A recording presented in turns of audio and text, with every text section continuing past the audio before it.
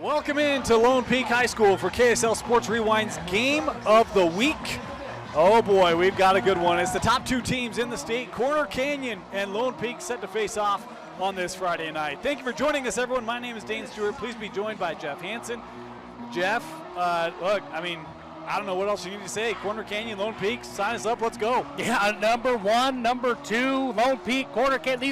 These are the teams you think about when you think of high school football in the state of Utah. Could not be more excited for this one, Dane. Happy to be here with you. You know, the Corner Canyon Chargers come in 1-0. This has been the year where they've really showed, hey, look, like, there's no doubt who the best team in the state is. They beat Liberty of Arizona, best team down there. They went to West Broward, beat a team from Florida, and they've been dominant in their wins. Helaman-Kasuga, what a year for the future Aggie of Texas A&M. Yeah, Helaman-Kasuga, he came off that pretty major injury last year, and coming into the year, I was nervous of what does he look like coming back from what was a very significant injury. Boy, he has answered all of those questions in spades. He looks the best he has. We've watched a lot of Helaman-Kasuga over the years. His poise in the pocket, his accuracy, his ability to hit the big play. He's got a ton of weapons with him on offense, but his ability to play the quarterback position and his progression has been next level. He looks like he's ready to go to an SEC school. And if there's something about these Lone Peak Knights, and traditionally this program, the defense has been sure. And outside of the Bishop Gorman game, it's been sure again this year. They've done a great job. Crimson Cliffs, Orem, Timpview. The defense has been strong. Question for me is going to be what do we see from this Lone Peak offense, the ground game, the air attack?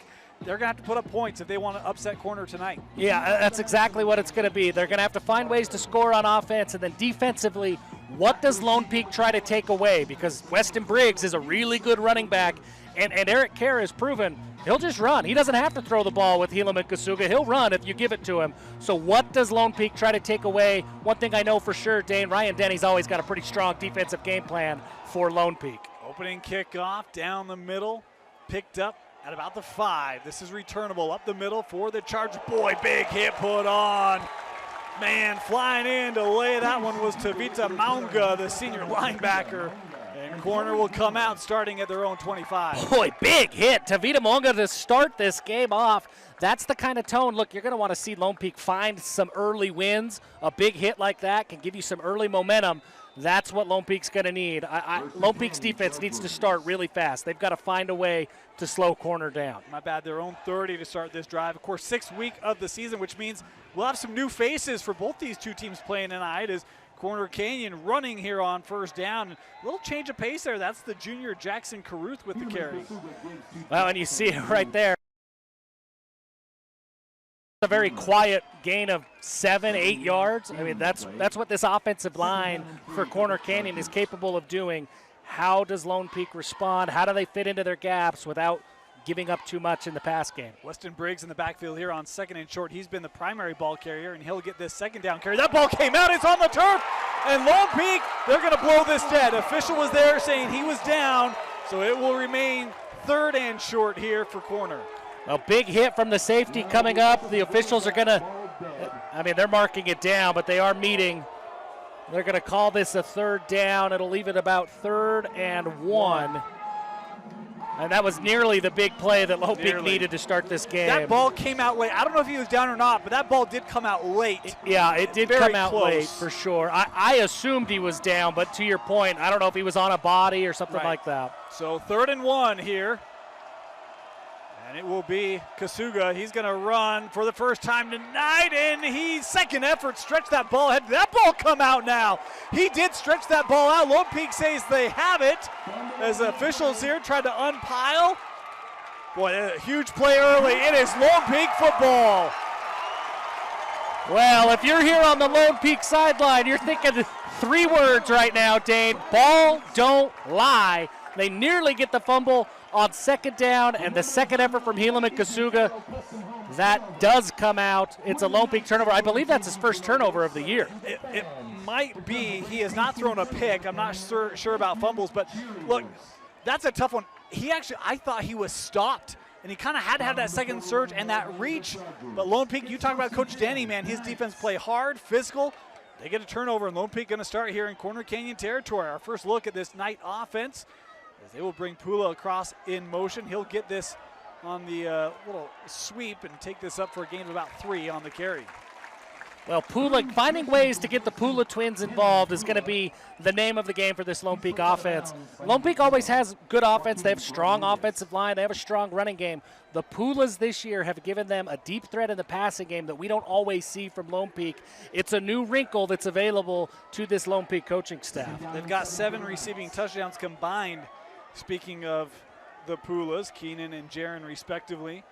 There's a second down here for Lone Peak.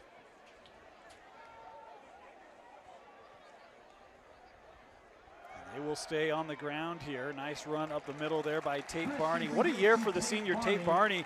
He's really had a fantastic year. Ran for 268 yards, 38 carries, 3 touchdowns. He's been a big physical presence out of that backfield. Yeah, he's been very good from the backfield, and it hasn't really mattered who's playing quarterback. Tate Barney has been very good from that running back spot. And really, Lone Peak, that's what they're built on. We talk about the Pulas in the pass games and the wrinkles, but this offense goes based on the run game. Tate Barney's been a big part of that. We failed to mention Cruz Christensen, the junior quarterback, getting the start tonight. Had heard Kepa Neometolu got dinged up last week. Had heard he would not play tonight, so it will be the junior here as the signal caller on this third down play for Lone Peak. Christensen, pressure coming off the edge, picked up, looking outside. That's caught by Jaron Pula. First down for Lone Peak as they're inside the 30. A great job by Tate Barney there on the blitz pickup, coming off of that weak side.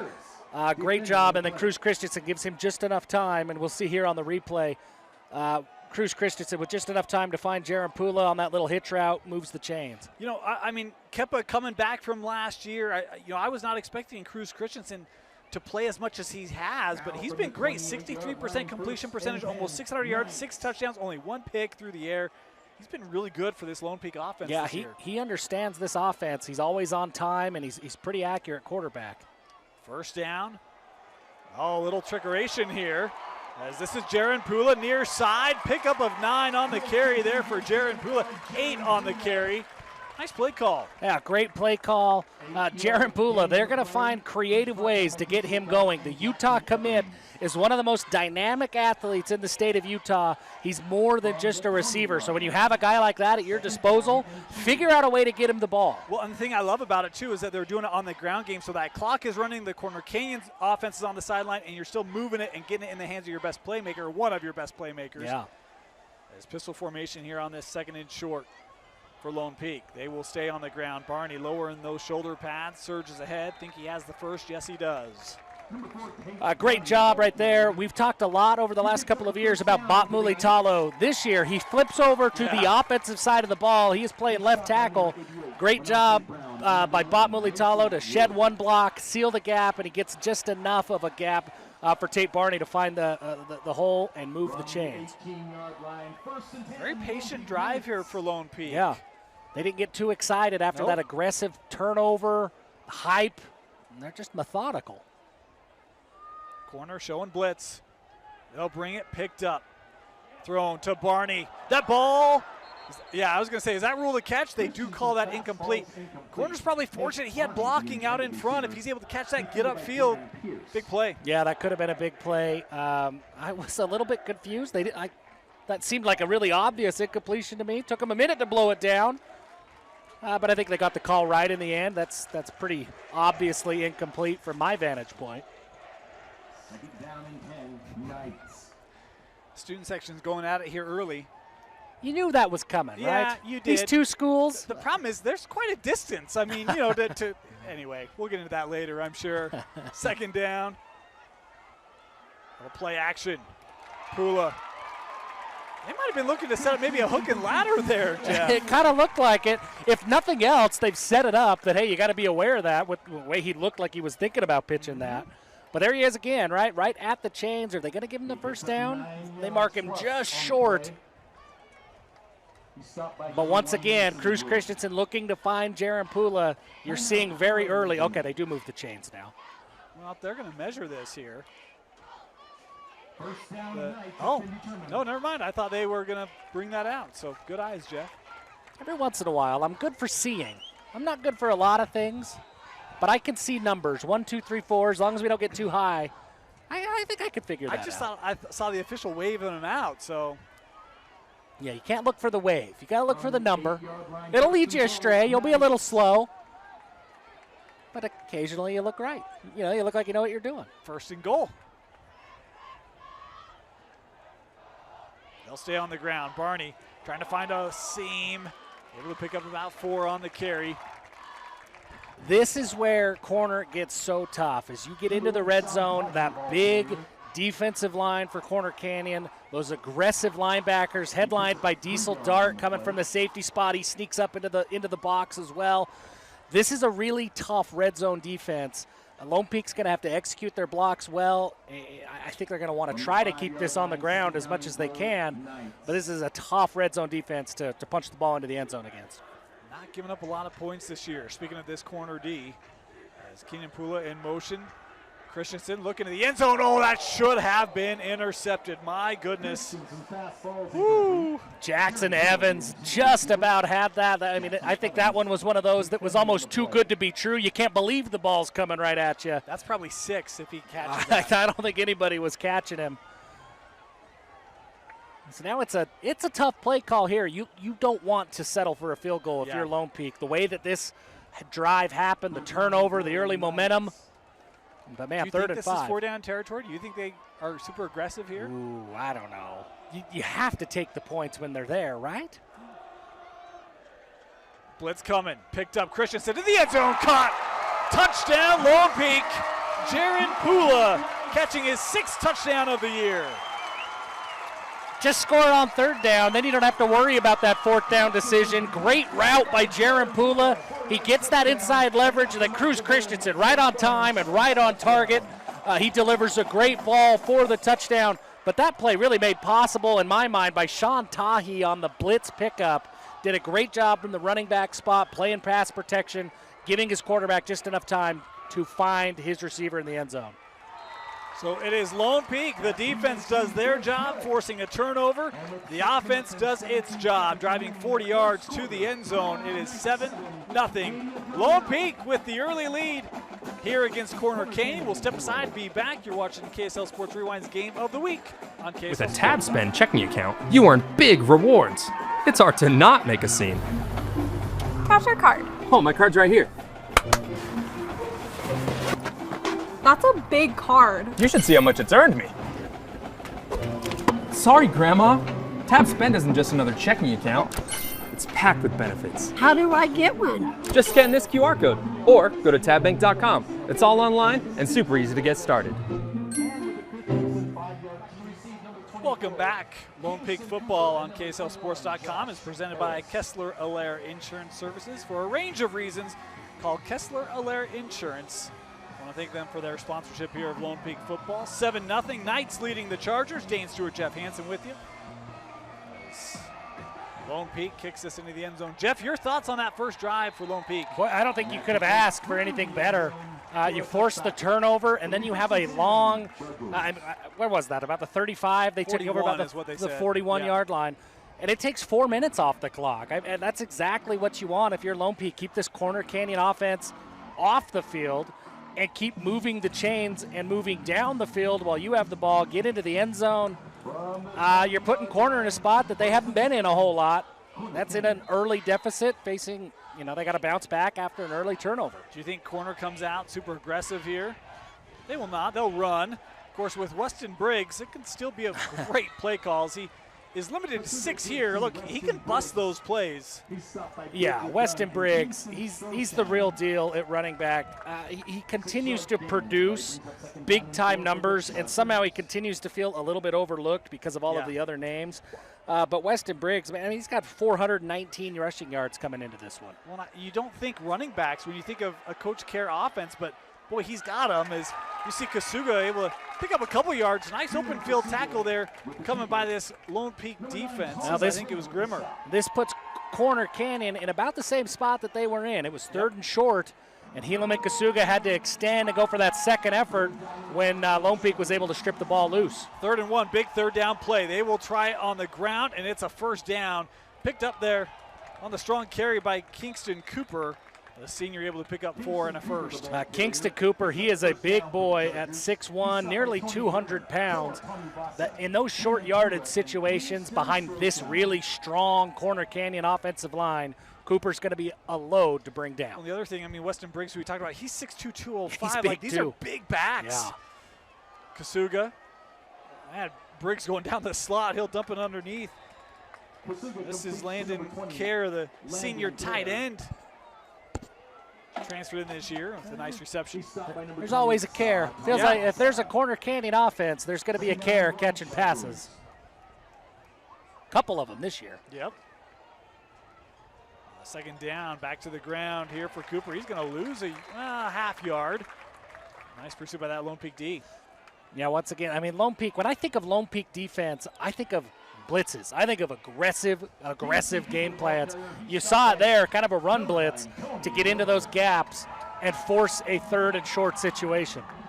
It's 3rd and 2. They will run it. This is Cooper, left side, has the sticks and more as he's up near midfield, popped out of bounds, and a flag going to come here on the play. As I think it was Pula who went over to force him out of bounds, and that contact deemed outside. And I think we'll get extra penalty yards here tacked on. Yeah, we'll see what this call is. Pula's helmet came off on the end of this. This could be, I don't know, there could be one of those offensive face mask penalties that we've seen a couple of times this year. Corner's not moving. I didn't see an arm come up there by Cooper, and that's why I was trying to figure it out. But, oh, you're right, Jeff. Indication was against Corner. After the play, personal foul face mask on the offense, number 24. 14-yard penalty. I missed that. Look at you, man. Hey, look at me again. Those eyes. You're 2 for 2 today. Every once in a while, those eyes. I'll get it wrong. Don't worry. Now, just to clarify things, because that's after the play, he picked up the first, so it will be a first down. And that from the spotted foul, which was at midfield, so back at the 35. It's not something you see very often from Corner Canyon, is personal fouls like that. First down, Kasuga. That ball deflected. Good pass rush there by Lone Peak. A couple nights there, including Zundel and Mounga. Yeah, Tavita Mounga, once again, he had that big hit on the opening kickoff. There he was on the blitz from that linebacker spot. I think he was the one who was able to get his hand on the ball and break that pass up. Very aggressive Lone Peak defense early. Second down. You see Lone Peak showing some pressure there. They'll back out of it. Doesn't mean it's not coming. You never know where Coach Jennings is going to bring that pressure from. Kasuga over the middle. That is incomplete. Was looking that time for Kai Meza. A couple of Lone Peak Knight defenders there. Pretty good ball by Helaman Kasuga, but just a couple of Lone Peak defenders there to get right on to Kai Meza. Very good receiver in Kai Meza, but the contact jars the ball loose. Now it's a 3rd and long.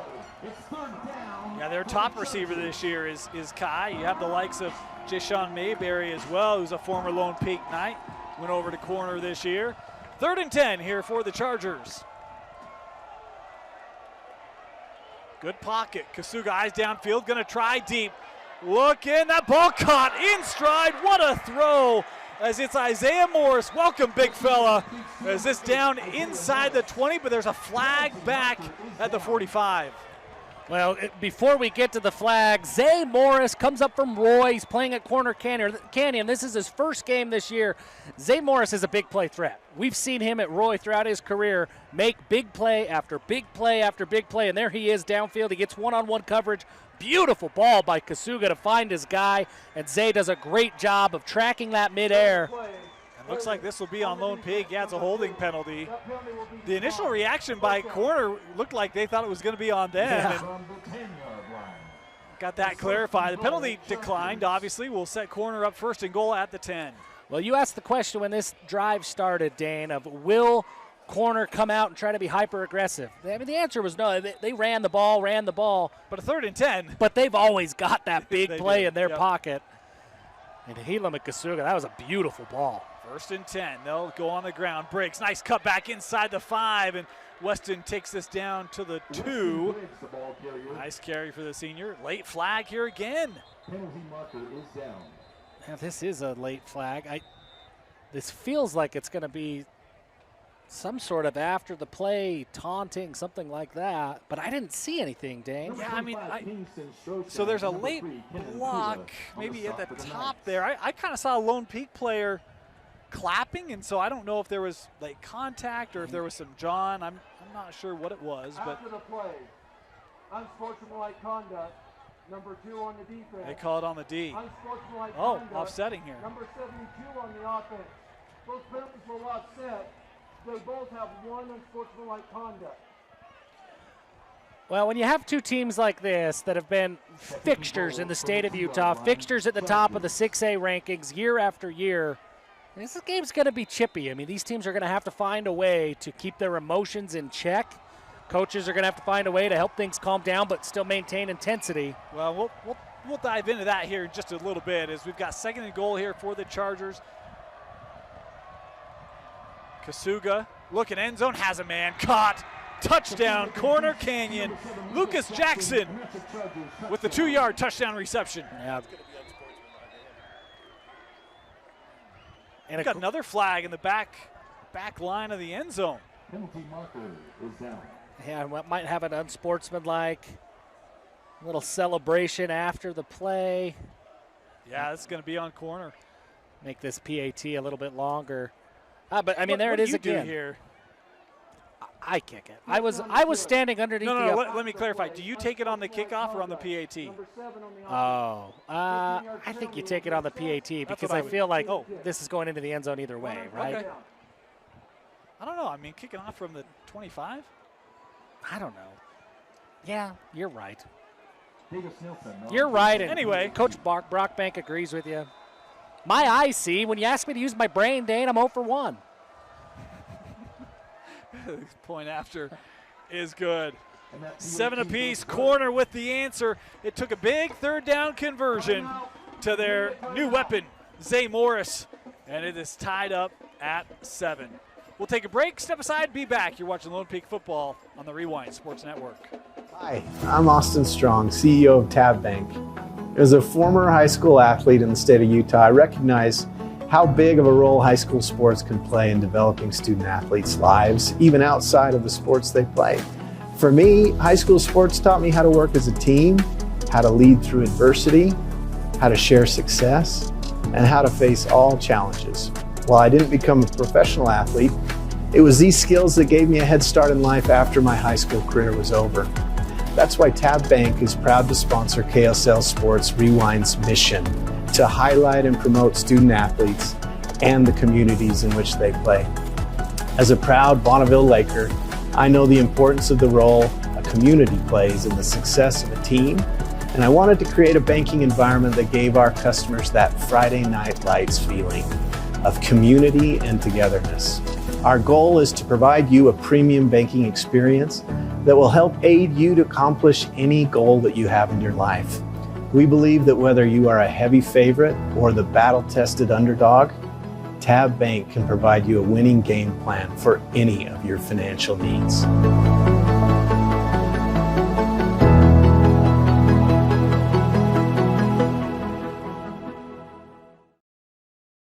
Welcome back. Want to take a moment, thank a couple of our sponsors here that make Lone Peak Football on the Rewind Sports Network possible. National Auto Plaza, where you can find the best deals on the best cars, trucks, and SUVs with our legendary $3,500 rebate. Check out National Auto Plaza if you're looking for a new vehicle. Also want to thank PKJ Design Group, landscape architects and planners, quality, innovative, and environmental design. Thanks to PKJ Design Group for their sponsorship. And Reef Capital. Expect the best with Reef Capital. We have great sponsors. We have great sponsors. And, of course, want to thank them for their sponsorship. Can't do this without them. Lone Peak set to receive. They got their team back at the 20 little line drive here. That's a live football, and Lone Peak will pick it up. Not much of a return there, but they'll have good field position here starting at the 42. Yeah, so let's just reiterate the point here that you were right. Take the penalty yards on the keep score, kickoff. Jeff. Well, you should. You should start now. This is Tag Zundel here for Lone Peak. He's down. He does not look comfortable. Not a good sign. Contributor for this defense for Lone Peak. We will step aside here while they come out and take a look at the senior defensive end for the Knights. We'll be back. Welcome back. And Zundel able to walk off, but they're going to continue to look at him on the table. Certainly hope he'll be okay. So Lone Peak offense coming back out. Second drive of the night here for the Knights. You expect to see anything different or kind of same thing we saw in the first drive? Hey, Jeff? it worked in the first drive. Keep it going. They'll stay on the ground. Head of steam there. That pistol formation, gain of just 2 on the carry. I'm curious to see, I mean, we've seen very early how they're going to get Jaron Pula involved. They'll give him those end arounds. They'll target him a ton in the passing game. I want to see how Keenan Pula gets involved in this offense because he's just as dynamic as his twin brother and can do a lot of things. Jaron is certainly the top target so far in this offense, but Keenan can absolutely play as well.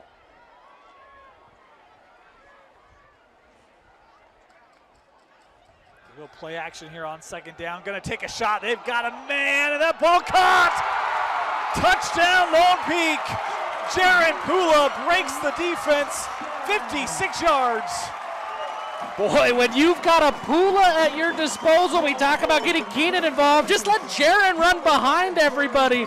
Number 5, Jaron Pula. That was double coverage. He just outran everybody. Cruz Christensen, when you see a guy that open, you just throw it down as far as you can and give him a chance. Jaron Pula does a great job finding the ball, tracking it, getting underneath it, and then there wasn't anybody within yards of him as he waltzed his way into the end zone. Just to give you a feel, this Corner Canyon defense, the most they've given up this year in the game is 21, and Lone Peak in the first 10 minutes has 14.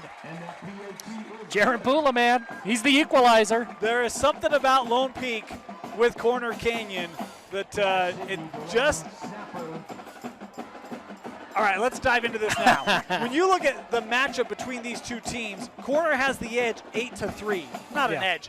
Corner has the series 8-3, right? They're 8-3 against Lone Peak all time. But this is their 8th game in the last 5 years, and all 3 of those wins have come in the last 5 years. Regular season matchup last year, Lone Peak got the better end of them. It's been a series in the last couple of years has really built, and Lone Peak has shown like this maybe one of the few programs, if any in the state, they can go toe-to-toe with Corner. Well, Corner has this advantage. I call it the Tiger Woods advantage that, look, when Tiger Woods was in his heyday and you were in the opening tee box, before anybody even swung a club, Tiger had this aura about him, that there was he could intimidate you, he could have an advantage before you even started. Corner Canyon has that advantage. Against a lot of teams. Those interlocking C's, I mean, those are daunting for a lot of teams. Lone Peak isn't one of those teams. They love this game. They look forward to having this opportunity to take down Corner every year, and that's a big advantage that Corner normally has that they don't get. This is Josh Harris on the return up to the 30. Nice return there for Corner. And, you know, one of the differences, and I love it, by the way, now the jerseys actually say Corner Canyon on them, too. I love the look for the Chargers this year. I do, too. I like Corner Canyon. This is also, speaking of jerseys, this is my favorite Lone Peak look as well. I mean, do we need to talk about the helmet? I knew you the wanted helmet, to. Jeff? As soon as I see script on a helmet, I know we're going to talk about all in. It's a thing of beauty, folks. The Lone Peak Knight this year. They look good. It's got to be top 3 immediately. They look real good. So Corner starting at their own 30, first down. They will all through the hands there of Jackson, had him on the slant, incomplete. Well, I keep coming back to that same question of will Corner be super aggressive? As Lone Peak keeps putting up points, does Corner abandon their game plan, maybe get away from the run? I don't think so, because Coach Kerr has been in these situations before, and I think he's going to continue to roll with what works. But I am curious to see how these players respond. The players on the field haven't been in this spot very often this year. Second down, Kasuga to throw. He's going to take a shot down the sideline, just overthrew his man, was looking the way there for Kai Mesa, missed him by about 3 yards. He'd love to have that one back. He would love to have that one back. Kai Mesa had his guy beat. Yep. Kai Mesa's a guy, we got to highlight him while we have a chance. Minnesota commit. There's I a love couple. it, by the way. I love row the boat, huh? Yeah, PJ Fleck. He's got a couple of not just guys from Utah, but studs from Utah that are making their way to row the boat in Minnesota. 3rd and 10. Lone Peak Bringing pressure, it doesn't get there. Throw over the middle. Incomplete, looking for Mesa again. That one kind of step out in front of him, and Corner Canyon gonna have to punt here for the first time tonight. Well, and all three of those throws by Helam and Kasuga looked like maybe he's just a little bit juiced up. All three of them had a little bit. The first one probably should have been caught off a receiver's hands, but those second two just true overthrows. And by the way, we haven't mentioned this yet. Good protection up front from Corner. We haven't seen a lot of exotic blitzes. We've seen an extra guy coming from Lone Peak, but pocket's been there for Kasuga. Yeah. He's had time, had space. Yep. You could tell that drive, just wasn't quite as in rhythm and flow as we've seen him usually. Yeah, As this punt fielded. Oh no! Muffed, but gathered up. It'll be a familiar starting field position here for Lone Peak. Well, that's one thing with Lone Peak. All of these drives, they're getting really good field position, and that makes things really easy as an offensive play caller. When if you go 25, 30 yards, you're already in scoring position. That makes things easy. Inside 2 minutes to go here in this opening quarter. And man, Jeff, how big would this drive be? Lone Peak could go up 2 possessions in the opening quarter. Well, with the way that Corner could score in bunches, it sort of feels like every drive you have to score. Like you can't have too many drives where you don't score. And so when you're in positive field position like this, starting on your own 43, you've got to feel like you got to put points on the board. Go on the ground. Bounce outside Barney. He's got blockers downfield. And Barney brought down at the 39-yard line. And I love that they've been using Barney and Tahi out of the backfield. This time it's the big bruiser with a big run. Yeah, number 62, Patrick O'Banion, with a huge block from the offensive guard spot to seal that edge for Barney. And then Barney does the rest. He picks up 20 yards. And right here, like we just talked about, they're already in scoring position. I've been surprised how well Lone Peak's been able to run the football tonight early on, Jeff. Yeah, I mean, Coach Gary Pay for Lone Peak has done a fantastic job with this Lone Peak offensive line year after year after year. We should expect them to be a really good offensive line, and they're delivering so far tonight. First down, over the middle. Oh, incomplete. Had a man in the hands. Just dropped it. Thomas Herget, that's one he wants back. Had a first down, but it just goes off his chest. Throw maybe a little bit behind him, but I think it had to be with where the pressure was coming from. That's one that Herget's got to pull down. If you're going to take down Corner Canyon, you can't have too many opportunities like that fall harmlessly to the turf. Yeah, Corner had a linebacker sitting right there. That was really the only lane he had to make that throw. Would have been a good gain. It'll be 2nd and 10 here for the Knights. Boy, that snap. Fortunate to be corralled by Christensen and Barney. I've been told that he's got a nickname. I don't know if you knew this. Moose gave him a nickname. Oh. Calls him the Dinosaur. I get it. I get it too. I get it. He's a little bit more tough than the dinosaur when I think of Barney, but okay, Moose. He's not that kind of dinosaur, right? Like he's coming after you. Yeah, he's got to be a real dinosaur. Yeah, but I mean, this is a kicker named Moose, so like. That's a great point. I don't know. I mean, how much do we trust his nickname abilities? That's fair. That's fair. 45 seconds to go here in our opening quarter. They'll go back to Barney. Barney, boy, that cutback still on his feet. Tate Barney looked like he would have gotten wrapped up. Searches another 5 yards, has the first down. Yeah, just a great physical run by Barney. He does look like a dinosaur on that carry. He would have been stopped behind the chains, but the second effort keeps his legs going. Just a physical run for Tate Barney to move the chains, keep things alive. Well, looks like we'll get one more play here in this first quarter. Knocking on the door of the red zone here. Packed house tonight, by the way, too. Love it. I mean, their standing room, they got bleachers around the bend of the track, like everything is full. People are still coming in. First down. Christensen over the middle. Caught by Pula. Takes it down to the 10-yard line. It'll be a first down for Lone Peak, and that could be the last play of the quarter if they choose it to be.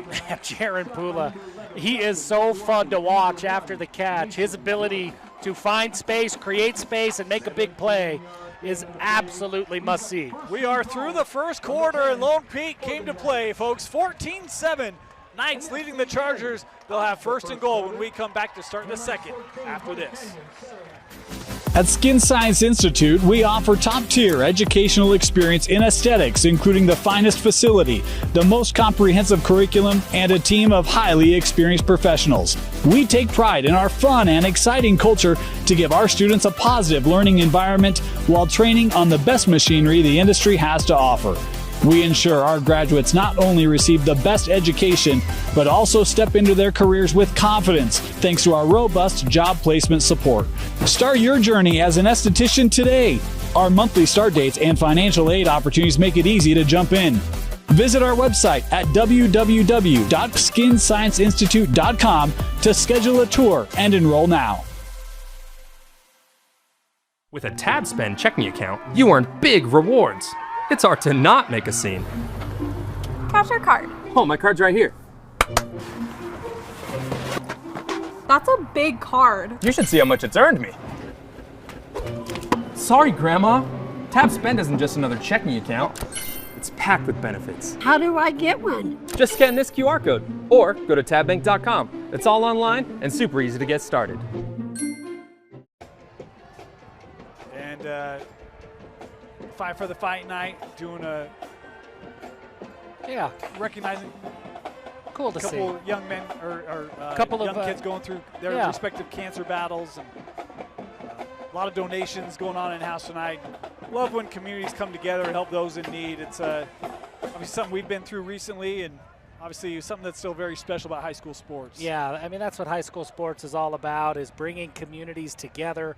Lone Peak does a fantastic job of finding those causes, and it's cool to see them. It's cool to be here with them as they do this tonight. First and goal for Lone Peak after the big catch by Pula. See what this Lone Peak offense has here is they have a chance to make an early statement here at home. And boy, this would be a statement. It would be a huge statement. Gonna have Jaron Pula one-on-one. No bootleg. Looking to the end zone, overthrew him. Was trying to get that to Keenan Pula, and he had a step. He did have a step. That play looked like it was designed for Jaron Pula. There was some contact with Pula and Joaquin Rodriguez. Lone Peak sideline wanted a holding flag. They did not get one. Cruz Christensen looks for Keenan, unable to find him in the end zone. Like the play call, the way they've been running the football, right? You have to respect that. Yeah. Tahi here to the left of Christensen. And that ball on the turf, still loose. And that might not have been Christensen, actually. I'm looking, it looked like it might have been 15. Lone Peak turns it over. Miscommunication on the run play, and Corner Canyon creates their first turnover of the night. I think you're right. I think that was Arona Kaili comes in, who does play quarterback. He's a lot of that wildcat quarterback when they try to change pace, but unable there to corral that football. That's just what Corner Canyon needed. Yes, it is. You have a chance to make a big statement, and now Corner has a chance to tie things up. They'll start at their own 14-yard line. Number 14, 5 receivers set here.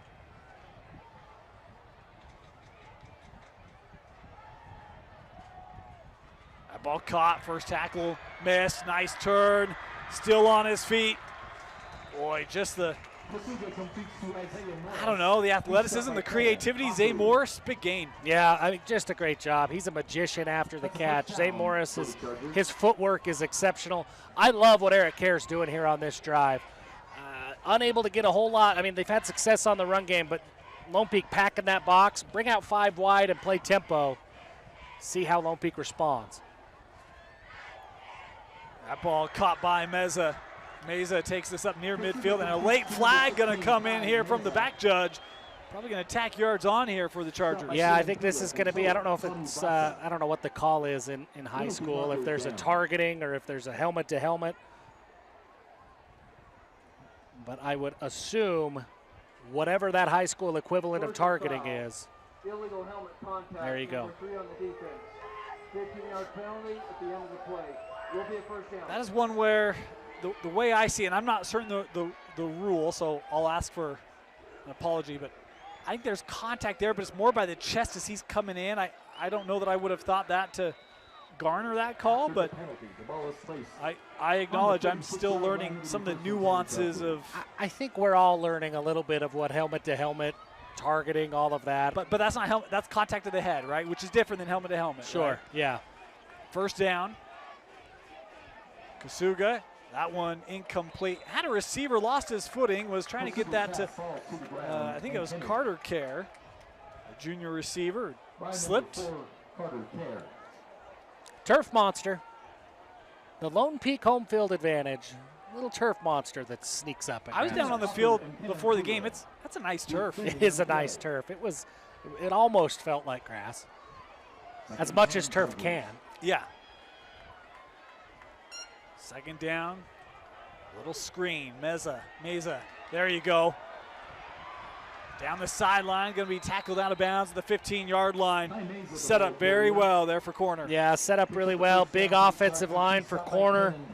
Does a great job. Jackson Overstreet leading the way, number 72. Really good job by Keenan Pula to chase Meza down. I thought he was going in for 6. But it looked like he had the lane to do it. It did. Pula with the great closing speed saves the touchdown. First and goal, still staying 5 wide here, Jeff. You talked about it. Kasuga has a man open. No one picks up Meza. Touchdown, Corner Canyon. I mean, just a great response from Corner Canyon. They force the red zone turnover, and then they march down the field methodically. They get a little boost from a personal foul, but just a great job. And look, there's not going to be an easier one for Kai Meza. No. There wasn't anybody. He practically skipped his way into the end zone. He did not have to hit his top speed on that route, No, right? no, not at all. And that's what, man, I mean, you watch this corner team play, and it's like, I mean, they can make it look that easy. And a crowd that was into it and fired up, it's silent over here after that drive. It's like, oh, boy. Pretty deflated. I mean, look, if you're going to take down corner, you have a very narrow path to beat corner. Corner has a pretty wide path that they can make a few mistakes, and they did in that first quarter. We've got a TV timeout here, so we'll step aside, be back. You're watching Lone Peak Football on KSLSports.com. Welcome back. Want to thank Skin Science for sponsoring Lone Peak Football, the presenting sponsor of Lone Peak Football. Start your journey as an esthetician today. Visit www.skinscienceinstitute.com to schedule a tour and enroll now at the Skin Science Institute. Want to thank Skin Science for their sponsorship of Lone Peak Football as this kickoff fielded inside the 5, back at the 4-yard line. A chance here for Lone Peak on the return. Looking near side, has blocking set up. Cut back to the middle. Nice return for the Knights. See if that can kind of help get some confidence back to the offense, get some energy back on the sideline. Yeah, great return by Isaac Fanua. Sets up Lone Peak with positive field position once again. And yeah, brings some life back into this Lone Peak sideline that feels pretty deflated after the turnover. But hey, look, it's the second quarter. It's 14-14. And the reality is they've moved the football. They have. I mean, almost at will. So, So there's a lot to be excited about is what you're saying. I think so. I think so. So they will start at their own 39-yard line. Is this the worst starting field position for Lone Peak? It is, yeah. I think you're right. That's Jaron in motion. Christensen. Boy, he's got time. Now he's running out of it. And he's just got to throw this one away. He's looking for his tight end kind of down the seam and realized maybe didn't have as much room there as he wanted. And by that time, everything else was covered. Yeah, you got to tip your cap to the Corner Canyon secondary on that play. They had everybody bottled up. And look, for a secondary that struggled to contain Jaron Pula, like most do. Yeah. Great job on that play. Cruz Christensen does a good job of just escaping pressure enough to find a way to throw it away. Second down. Tahi in the backfield.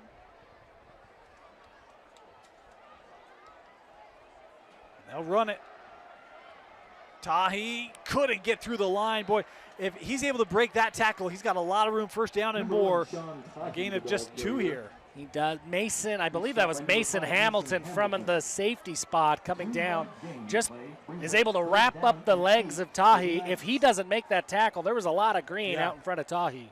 2 shades of green out in front of Tahi. There are shades of green. I love the alternating pattern. Yeah, it's a nice look. Yeah. 3rd and 8.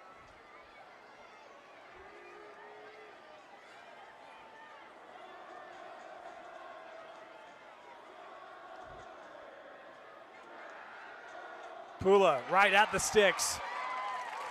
Boy, that's just a money play right there for Lone Peak. Well, it is, man. And third down has been a little bit of a bugaboo for corner so far. They do a great job of maintaining Lone Peak's offense, keeping that run game in check.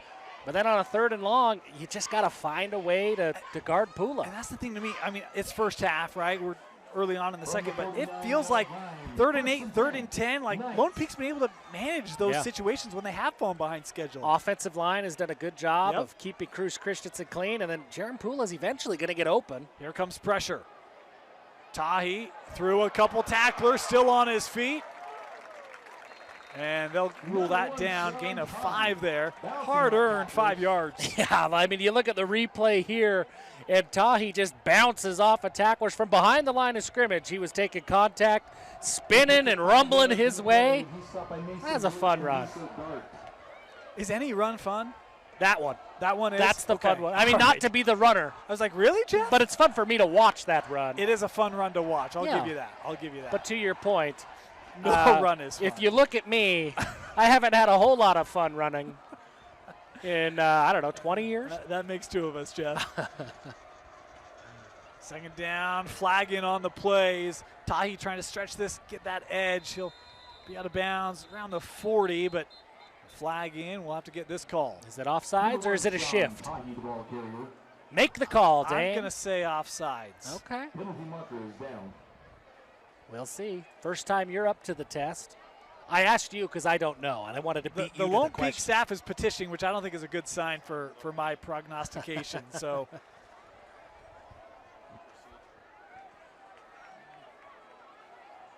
Illegal formation. Too many men in the backfield on the offense. 5-yard penalty from the previous spot. well, it wasn't an illegal shift, so I feel a little better. Yeah, a trick question. Those are the flaws of standardized testing right there. You see it in real time. Is it A or B or A and B or neither? Those Yes, are the worst. That was it. And The actually, worst. it's E, and you didn't know it was there. That one, yeah. So this will corner will accept that. Be 2nd and 10 here. Christensen gonna take a shot, looking deep, hand fighting there, and the flag gonna come in. I think this is a good call. They were trying to dial up Seth Woolley and kind of got tied up there, Jeff. Yeah, I agree. I think this is a good call. Looked like Mason Hamilton in coverage, and their hands just got tied up. I don't know if they would have been able to complete that catch, but I know that he really didn't have much of a chance to with the way their arms were tied Can I up. tell you what I like about Christensen? We've seen a couple deep balls from him. He puts a lot of air of that under that to let his receiver get there, but it's never like that's going to be picked. Right? Like he only does it when he knows he's got the room to do it, and then it's like, hey, I trust my guys to go get it. Defensive pass interference. 2 penalties on the Both play. penalties will offset. Oh. So there was I believe they called a holding penalty on the, an ineligible, an illegal man downfield on the Lone Peak offensive line. So all of that just to do it all over again.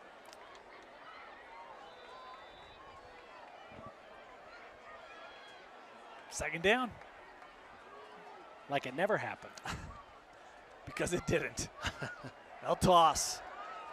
Tahi, nice blocking. First down and more. Sean Tahi taking it inside the 30. How about that ceiling block on the edge, Jeff, by the tight end? Yeah, just a great job by that Lone Peak offensive line and really the entire Lone Peak offense to set that run play up. The old school sweep with the pitch. Ronnie Bass would have been proud. Makes that 3-yard pitch, and Sean Tahi does the rest, 20 yards up the field. Big first down for Lone Peak. It's Cameron Way, number 88, the tight end, able to make that block. He's made a couple nice plays tonight for this Lone Peak offense as they have another first down here. Boy, there's a big block on that edge as they look to Barney. He'll get back to the line of scrimmage, nothing more, but there's some hard contact on the left side of that line. There is. Manasseh Brown from his defensive end spot, number 88. That's a 6'7", 225-pound defensive end. Does a lot of things on the offensive side as well as a tight end. Really, really good player. Just a junior. We're going to hear a lot more Manasseh Brown as this game goes along, but as his career progresses. 6'7" as a junior. That's a big boy. That is a big boy. Second down. Incomplete. Tried Keenan Pula. Got 2 hands on it. Contact was there immediately. You can see his reaction. He thought he should have had that one. Yeah, I think that's a ball that Keenan Pula, when you are as good as Keenan Pula is, you feel like you got to catch that every time. But really, that was great coverage by Joaquin Rodriguez. He was right there in the right spot. He had the contact really quickly. Just a play that somebody's got to make it, and this time it went to the defense. So 3rd and 10 here for Lone Peak. We talked about how good they've been on 3rd and longs in this first half. See if they can convert here. Well, every time that they've had these 3rd and longs, it's been Jaron Pula that's the guy. And there's movement.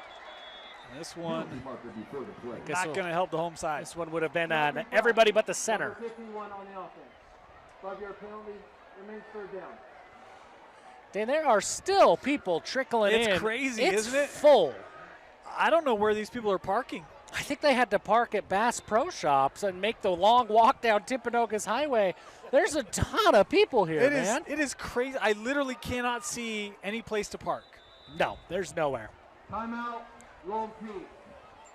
This is where high school ingenuity comes in, though. When you make up your own parking spots. You've parked in high schools. Park wherever you want. That's why we showed up early, Jeff, because we knew we were going to need a spot. We're going to hang out here. We have a few sponsors. We want to make sure that we recognize, again, we can't do this stream without them, so we want to thank our sponsor of Lone Peak Football, and starting with Johnston Law. It starts up front with a winning team. Johnston Law has been helping businesses succeed at every stage for over 15 years. Call or text today at 801-980-5300 and mention Lone Peak Wins at Johnston Law. Also want to thank Safe Streets. Enjoy the game with peace of mind. Your home is protected 24/7 with Safe Streets Smart Security.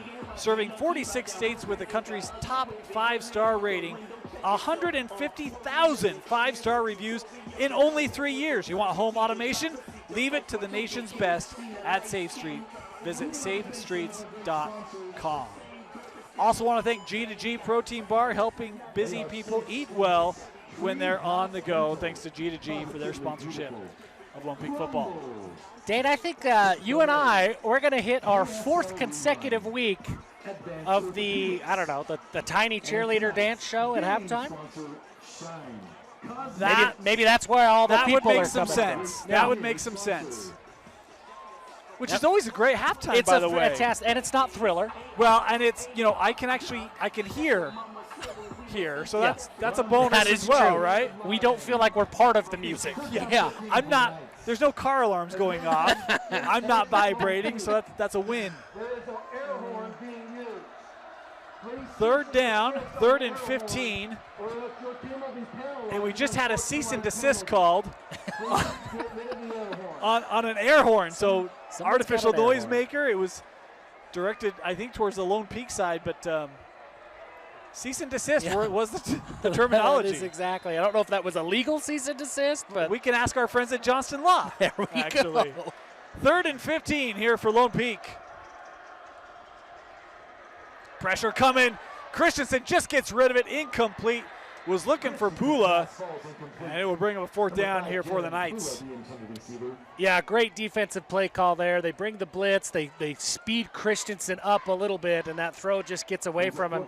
And now it's 4th and 15, and you're kind of in no man's land. Do you try to go for it to move those chains? Do you take the long field goal, and maybe it works as that punt touchback? Kind of a tricky spot to be in. It was Tate Patterson there, the junior linebacker, with the pressure from the backside. I like this decision. I think you are in no man's land. It's like, look, I think you go for it. Got to get to the 20-yard line. Only a 3-man pass rush. They're going to look end zone. Pula, this one hanging in the air. Did he get his feet in? Touchdown, Lone Peak. It's just not fair. 4th and 15, a 35-yard touchdown pass to Pula. Jaron Pula. I'm speechless, Dan. I'm without speech. The way that Jaron Pula tracks this ball down. We take the replay here. There is contact. There's multiple guys there in the area. There's a sideline, and Jaron Pula navigates it all, finds that ball. He high points it, does a great job. And look, if he beats you to the air, you're not going to win. By the way, 2 feet. Yeah, that's good on Sundays, folks. Jaron Pula with his 3rd touchdown of the night. This point after up, this point after good. Lone Peak gets the much-needed response to retake the lead. And look, it's hard to tell from that replay. I think, Jeff, when I watch that, I don't think his heels come down. I think he knows exactly where he's at. Yeah. It is toes, Yeah. no heel to stay in bounds and get the 2 feet down for the touchdown. That is a beautiful touchdown grab. We have another look. We've seen a lot of really good receivers come out of the state of Utah. I mean, we go back. You go back to Simi Fehoko. You've obviously got Puka Nakua doing his things on Sundays. You've seen Cody Hagan come through. We've seen That one's my favorite, by the way. We've seen some excellent wide receivers. Jaron Pula's not taking a backseat to anybody. He keeps those heels up. That is unreal. I mean, it's such an advantage when you have a guy like that. I don't know how you defend him. And to Cruz Christensen's credit, he knows, just get it down there. Let him make a play. 4th and 15, you know, right? You know where it's going. He still gets over the top. Now, that's one where that ball hangs a little bit from Christensen. Yep. But when you got Poulet, maybe it doesn't matter. Maybe it doesn't matter, Jeff. This kickoff into the end zone for the touchback. We might have to talk about it this week of where are we ranking Jaron Pula in terms of the all-time receivers list here at BYU, here in the state of Utah, because my goodness, He's rising quickly. he's very, very quickly. Has he got a helmet sticker? I'm trying to remember if he has. I think he did early. Well, he might get 2 this year. He probably deserves one every week. He probably does. My goodness. But look, when we're here, Jeff, yeah, we get administrative control. So there you go. Absolutely we do. Corner will start at their own 20-yard line, back to 5 wide here. And this one intercepted.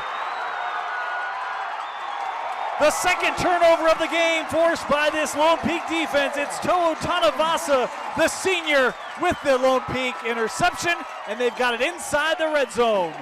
Toa Tanuvasa just watches the eyes of Helaman Kasuga, and Helaman was kind of eyeing down his guy the entire route.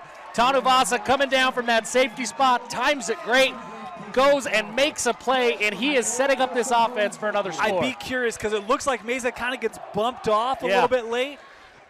I'm sure corner fans would probably like a foul or a penalty on that play. I have no problem with the no call, though. It disrupts the timing, clearly, right? Yeah. But I don't think it was a hold. I think there's just contact. Just a little there. contact, yeah. Lone Peaks, that snap high. Christensen going to have to retreat. Better jump on this one. And he will try to throw this away. As a flag down here, I think this will be an intentional grounding. Out of the pocket, but the throw couldn't get to Doesn't the line of scrimmage, so that's still a grounding penalty. It really doesn't matter because you're going to eat it there anyway, right? Yeah. Yep. Give it a shot. Hope for the best, right? But as it is, it's going to be a loss of 35. Yeah. 5-yard penalty from the spot, loss of down. Oh, and an additional 5 yards? No, just. Oh, did they? Yeah. I thought it was just spot foul. That's what I thought, but they said an Okay. additional 5 yards. So that's a 40-yard penalty. Well, Bringing up the popular 2nd and 50. that's not how you like to start. This is what you did in Tepcomo Bowl, though. You'd want 2nd and 99 so that Bo Jackson Yeah, could is go Bo crazy. Jackson? Do we have Bo Jackson?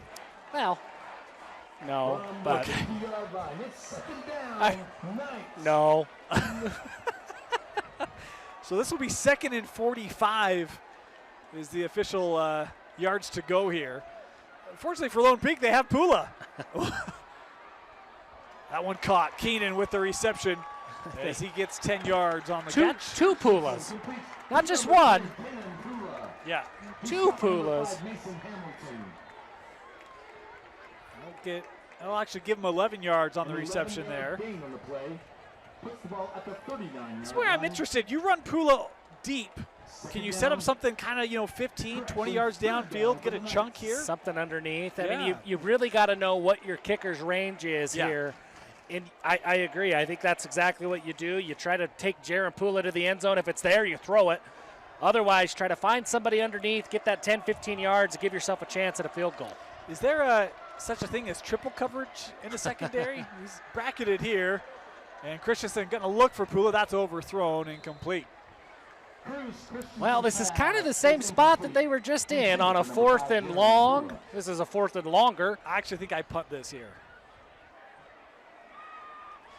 I mean, you could heave it to the end zone, but if it's incomplete, you're basically giving corner the ball almost at midfield, and it does look like they'll punt. They will punt. It's probably the right call. Probably the right call, but boy, that's a gut punch. That's a big win for corner. It's a huge win for corner. I mean, they're set up 15 yards away from the goal line, and corner probably fortunate because that's just a self-inflicted. Exactly. Yeah. Yep, that one's tough. That one is tough. This kick angled, and it takes a Lone Peak bounce out inside the 5. Boy, I didn't know how that was going to go, Jeff, if it was going to get out or get in the end zone. What a punt. That's the old coffin corner. And then what did they mark that as? Is that the 2.5 yard line?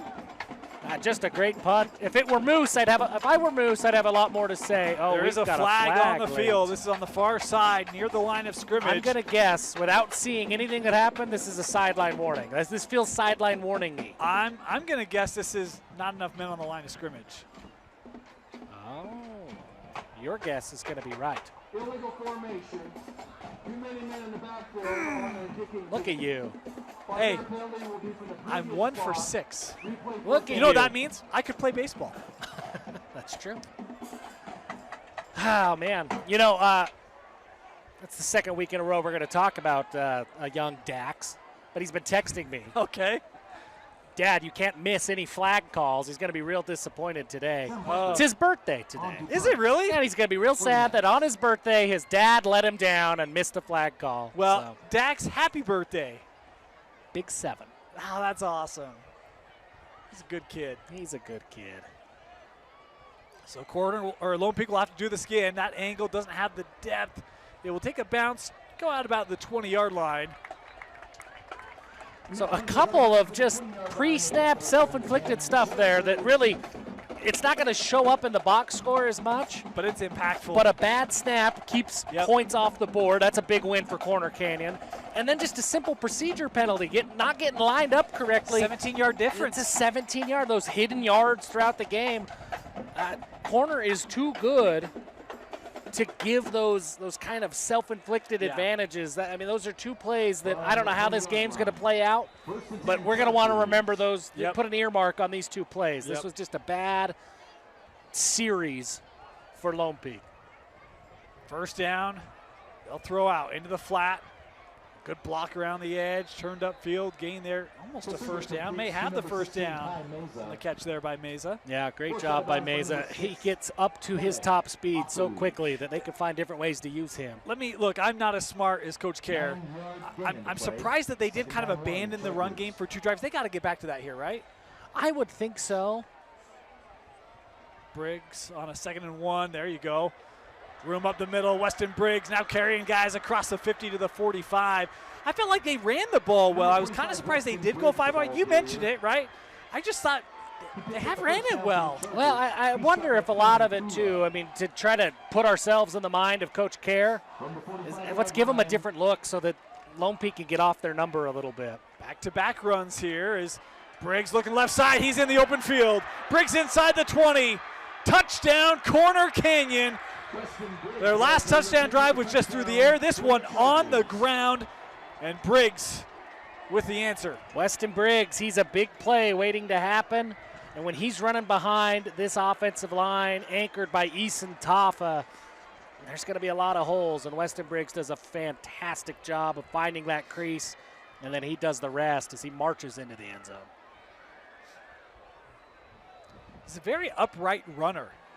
Yeah, Weston is. He runs tall, but it doesn't slow him down. No, and he's so big and strong that he doesn't give up a whole lot in leverage. He may be tall, but the lower guy can come in, and he's still big and strong enough to shed that tackle.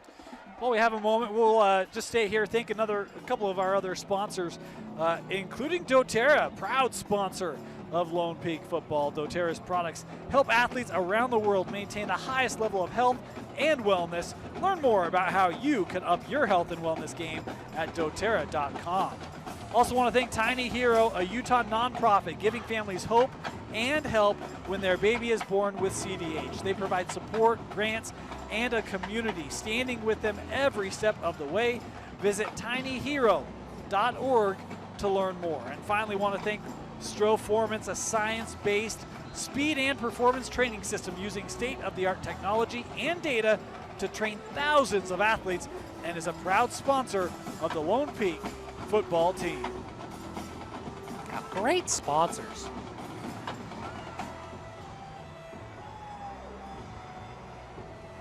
Well, Corner Canyon, they just do it so quickly.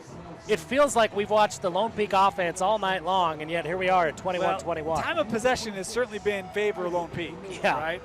Which, by the way, for those interested, game at the half, Davis American Fork, 17-7 Darts up at the break. That's a big test for Davis. It's a big test for AF, too. Oh, look at this little squib. Yeah, this one on the ground. Better That's jump a on live this. football. Oh, looking sideline. Nice return.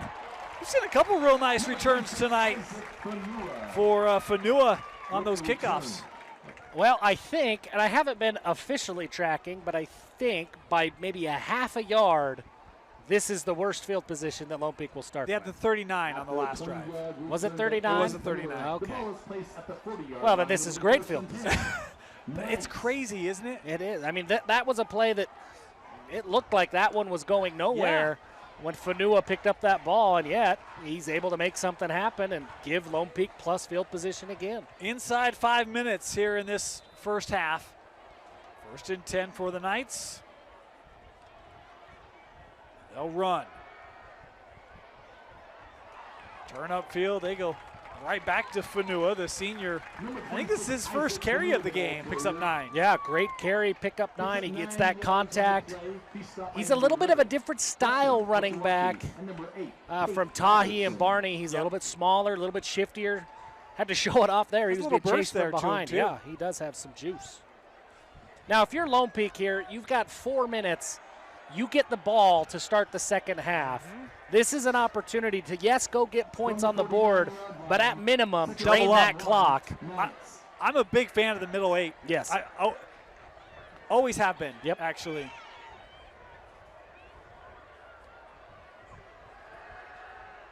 On second down, Christensen looking. Gonna throw this that was out of bounds, incomplete. Boy, Pula kind of came back, and then he tried to kind of send him back again, just running out of time and space. Yeah, if there's a guy, and I'm going to throw up kind of a heave-ho, broken play ball, I'm going to throw it away from Diesel Dart. Get it out of bounds. Yeah, I mean, Diesel Dart is a ball hawk from the safety spot. If that name sounds familiar, yes, that Dart. Diesel Dart right there came down with the interception, just came down out of bounds.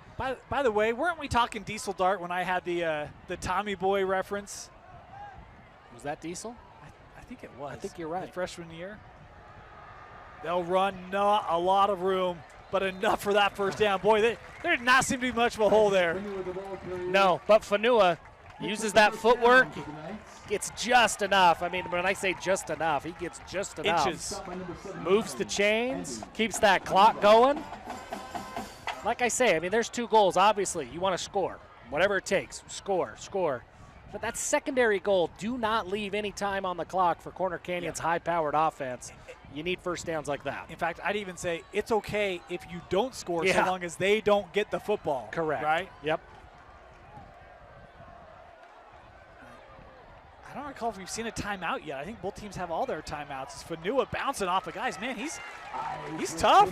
Yeah, look at the balance of Isaac Fanua. I mean, we saw it on a kickoff return. We've seen it on a few carries here. He seems to bounce off that first contact every time he touches the football. My apologies. Lone Peak only has 2 timeouts. They did take 1 earlier.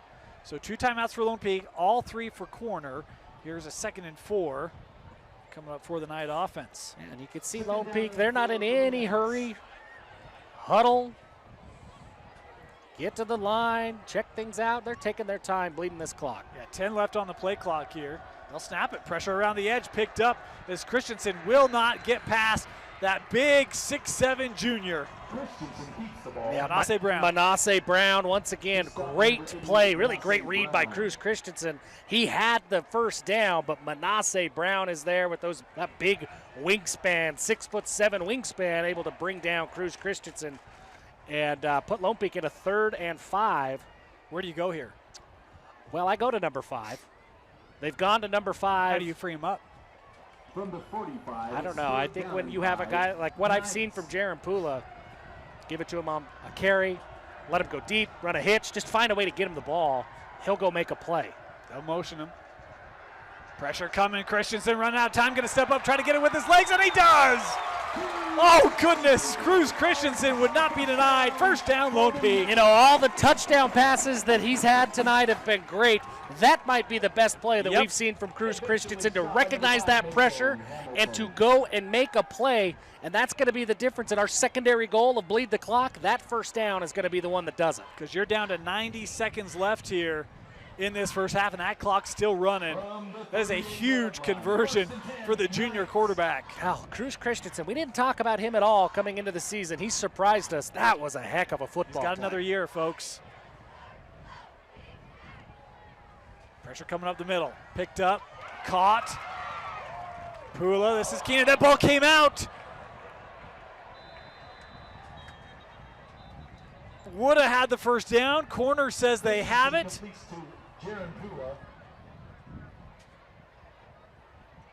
Still waiting for an indication here from the officials.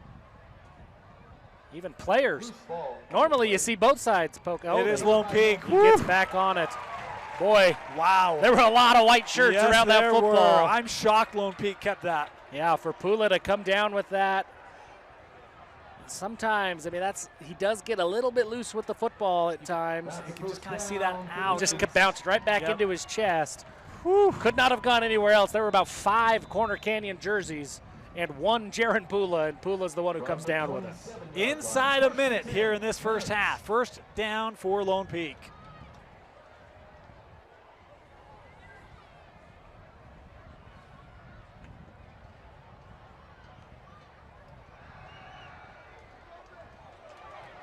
Barney looking for a lane in the middle.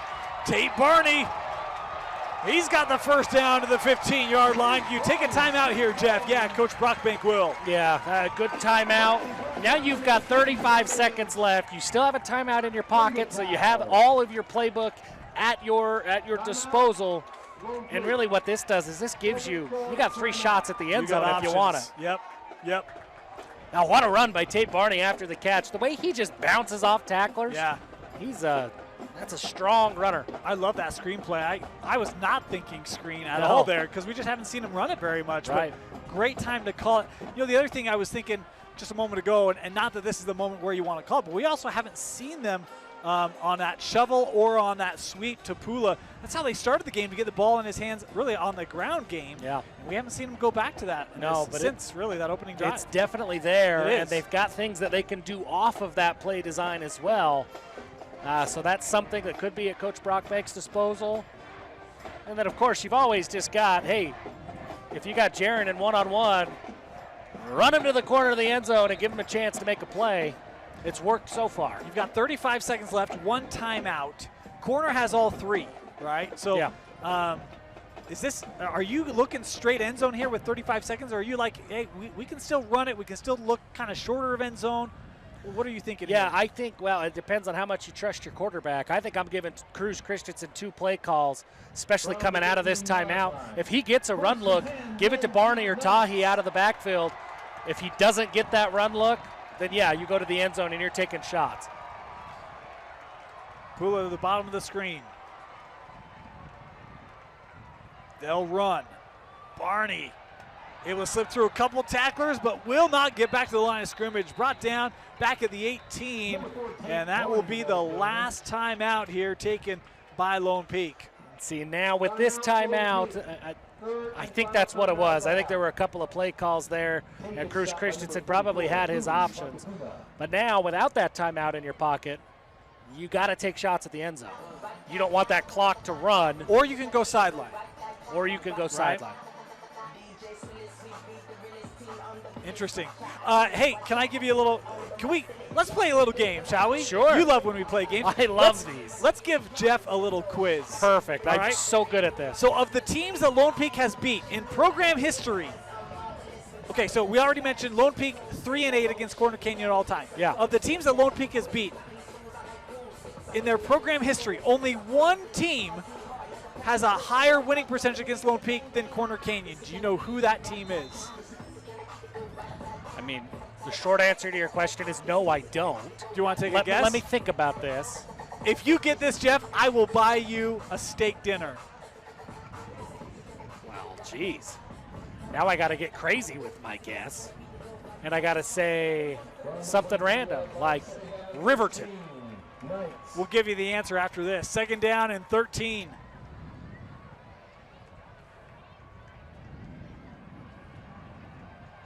Looking end zone, has Pula caught, touchdown. It's Keenan Pula in the end zone for the Knights.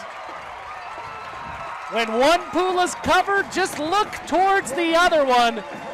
Keenan Pula this time does a great job tapping his toes, gets that one in. Great ball by Cruz Christensen. That could not have gone better for the Lone Peak Knights. They leave just 21 seconds on the clock for Corner Canyon. They punch the ball into the end zone. Cruz Christensen with his 4th touchdown pass of the night. Great throw. Again, it's a Pula getting behind the defense, which has been the story of the game tonight.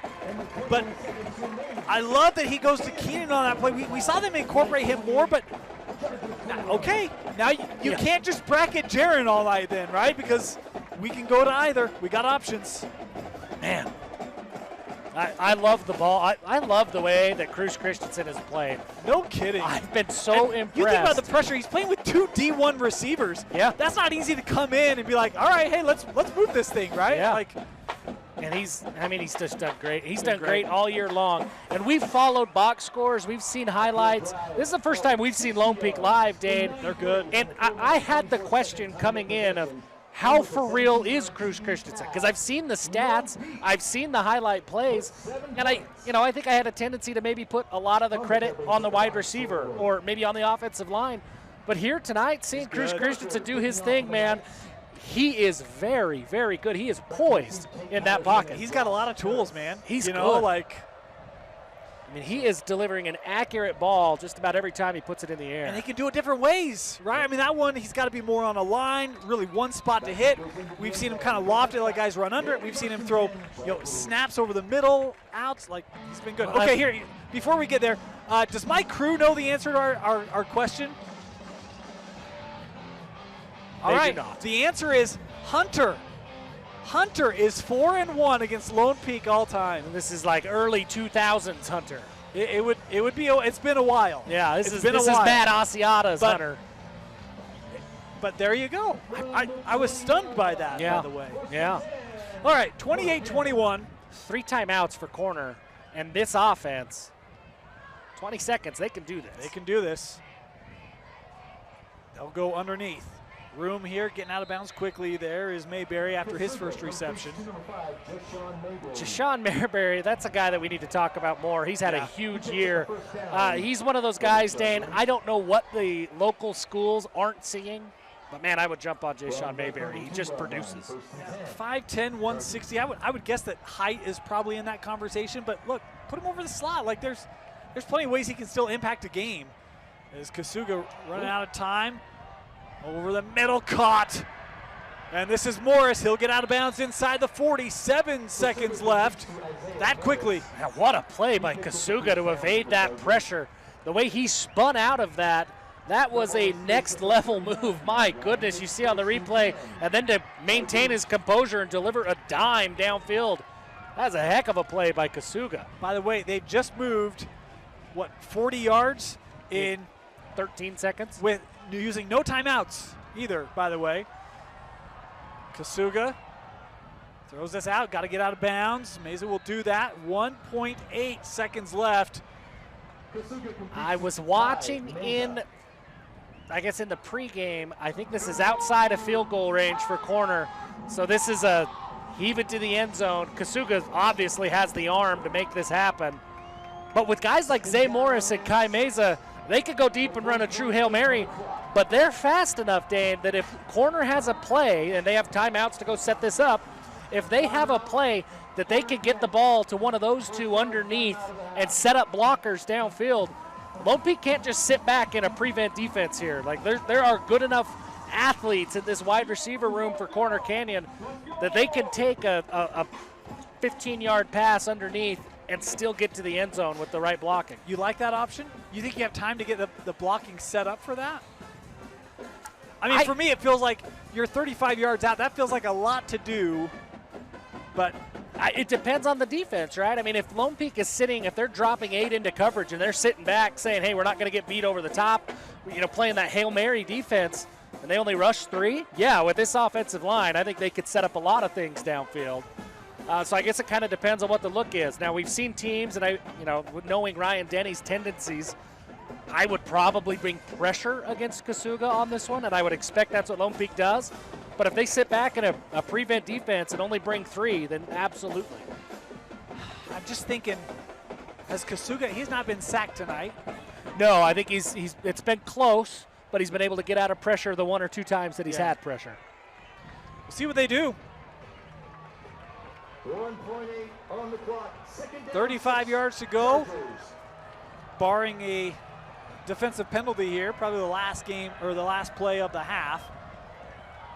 Trips to the bottom of the screen. Kasuga stepping up. Gonna look to the end zone, and it is incomplete. No flags on the play. That will do it. So we've reached the break. 28-21. Lone Peak leading top-ranked Corner Canyon. We'll have halftime and be back with the second half in about 20 minutes. You're watching Lone Peak football on KSLSports.com. At Skin Science Institute, we offer top-tier educational experience in aesthetics, including the finest facility, the most comprehensive curriculum, and a team of highly experienced professionals. We take pride in our fun and exciting culture to give our students a positive learning environment while training on the best machinery the industry has to offer. We ensure our graduates not only receive the best education, but also step into their careers with confidence thanks to our robust job placement support. Start your journey as an esthetician today. Our monthly start dates and financial aid opportunities make it easy to jump in. Visit our website at www.skinscienceinstitute.com to schedule a tour and enroll now. Welcome back. Knight Stadium started the second half. Dane Stewart, Jeff Hansen with you. Lone Peak leading Corner Canyon 28-21. Jeff, first half, wow. Yeah, I don't think anybody expected it to play out like that, except for maybe the people wearing Lone Peak helmets tonight. Could not have gone better for the Knights. And really, if you think about it, Dan, they kind of left some points on the board. Yes, they did. They had some opportunities that slipped away. That first half was all Lone Peak. Yeah, they left 7 for sure. Yes. Right? Yep. And look, but if you're corner, I don't want to say they played bad. They did. They had some things they'd love to clean up, right? Still just a 7-point game, but they've got to find a way to stop this Lone Peak offense, because right now I've been surprised how effective Lone Peak's been able to move the ball on the ground, through the air. It's like, we can do whatever we want. Yeah, Tate Barney, Sean Tahi, they're getting things going in the running game. And then look, Jaron Pula is a cheat code. That they have had several 3rd and longs, 4th and longs, and Cruz Christensen's just throwing it up. Oh, an onside kick here. Lone Peak ready for that one. I actually don't mind that. If you're a corner, you take a shot, essentially, right? See if you can't find a cheap one. But yeah, they almost came up with it. And right here, it's this 40-yard line. It's the same field position. It's like, why not, right? Let's just keep watching the same drive over and over and over again. Yeah, that was a really great play. I didn't catch a number on who picked that up, but boy, that was a really good play. Yeah, heady play.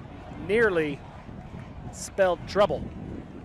We talked about Cruz Christensen, how good he's been. Christensen, my apologies. And he will start with football. Here leading by 7 in this third quarter. Pula with the catch. It's Jaron, gain of about 6, maybe 7. Mason Hamilton from that safety spot, man, he's a Made a lot hard of hitter. tackles. He's a hard hitter, man. He comes down with a full head of steam from the safety spot, and he brings the lumber with him. Yeah, he has made a lot of hits, a lot of tackles tonight, which I don't know, probably not a great thing when your safety's your leading tackler. As a fan of the Idaho Vandals and the Arizona Cardinals, I know that from experience. But he's flown around tonight. Yes, he has. Jaron Pula came off. He's limping a little bit. Something to watch for sure. He'll go on the ground. I think that was Tahi, able to pick up just 2. Go figure. Mason Hamilton again with the big hit from that safety spot. This time he reads the run play really well, and once again he brings the lumber with him. And here we are. It's a 3rd down, and Jaron Pula's still on the sideline. He's still on the sideline. He's a couple people talking to him. Like maybe got the wind knocked out of him. He's not nearing the table. He's on the sideline. Yeah, it looks like he's going to be okay. But he's not on for this 3rd and 2. Staying on the ground, 1st down, Lone Peak. Right back to that run game has been so effective. Yeah, and a great read by Sean Tahi there. Corner brings a run blitz to fill those gaps, but Sean Tahi does a good job of finding his crease, hitting his gap hard, and picking up the 1st down to move the chains. Just what you need if you're this Lone Peak offense. By the way, it might have been, the kids out doing the halftime, but no one has left. Everyone's still in the stadium. It is standing room. I mean, every seat is full. And now they are looking at Pula on that sideline. 1st down, and we've got penalty flags here. Yeah, looked like some early movement on that one. That's going to move Lone Peak back. We talked about the cheat code that Pula has been, and right now this is that cheat code's on the sideline. I don't want to say you got to earn it now, but it certainly looks different now than it did in that 1st half. Yeah, he's just such a huge part of this offense. He gets involved in the run game. He is the 3rd down offense. And look, there's been several plays where things have broken down for Lone Peak, and Cruz Christensen just throws it up to Jaron Pula and lets him go make a play. If he's unable to get back into this game, that changes the game dramatically. 1st and 15. Here's Keenan. Has the catch, penalty flag coming in on this play. Keenan throws a man down the sideline, but there is a flag back here behind the line of scrimmage. A great play by Keenan Pula. Just hit the way that he gets physical after the catch, throwing guys down. As we look at the replay with the little juke, the stiff arm. Boy, he hits his top speed quickly, but I think the flag is coming back, making it all for naught. Jaron Pula back to his feet around the coaches. Looks like he's ready to go. He's trying to get back in the game. Yes, he is. Ineligible receiver downfield on the offense. Man, that's the 2nd time they've had that. Number 88 was covered. Oh, had the tight end covered. That's a tough one. Yep. That's one of those that it's going to stick out in film review tomorrow morning. So back them up. It'll be 1st and 20 here. And Pula, he's on the sideline. He's not in on this play. In fact, Keenan isn't in either. I'm going to guess that this will be a run play. That would be my guess as well. Real bold guess by both of us.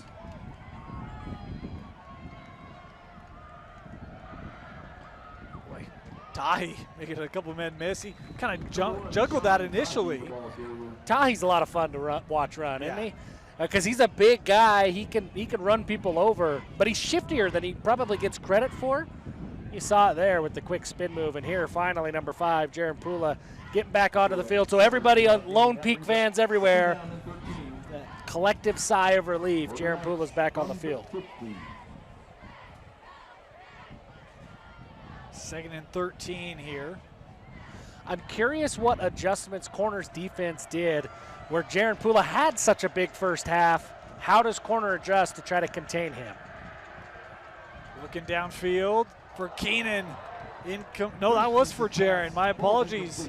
Incomplete. Boy, threaded pass there, not a lot of room to work, and Intended for number 5, Jaron Brewer. Pretty good ball by Cruz Christensen. A lot of traffic, a lot of hands in those windows, but at the end of the day, that got right where it needed to go. Good ball by Cruz Christensen, and one that I think Jaron Poole is going to say, I wish I had that one back. 3rd and 13. They've got to get to the 37. 13, Knights. Spreading things out here, Lone Peak, 4 wide. Have an opportunity deep. That one incomplete. Was trying to find Seth Woolley on the out route. Couldn't connect, and it'll bring up a 4th down here. Lone Peak will have to punt. And Lone Peak will come on. They've had some of those hidden yards in the punt game. A couple of really good angled punts, but make sure they get aligned here pre-snap, get everything situated right. That cost them early in the first half. And again, an opportunity to create some separation that they can't capitalize on. Corner will get the ball back with a chance again to tie it up. This punt angled away from Dart. It's going to take a bounce towards him. It'll be down at the 18. Pretty good punt. You know, when we talk about the field position battle, Lone Peak has started at, the 40-yard line plus just about all night long. Feels like Corner has had long fields every time they're on the field.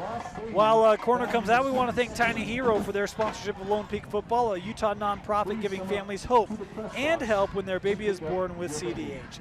They provide support, grants, and a community standing with them every step of the way. Visit tinyhero.org to learn more. First drive for the Chargers, kept here by Kasuga. Haven't seen him run much tonight, as he's ahead for a gain there of about 9 yards. You got to feel pretty comfortable as a runner when 77 Easton Taffa is out in front of you. You got to feel pretty good. We were down on the field before the game, and we saw Taffa. It was like, yeah, that's a big cat. He is not small. No. Not small. No, he's not.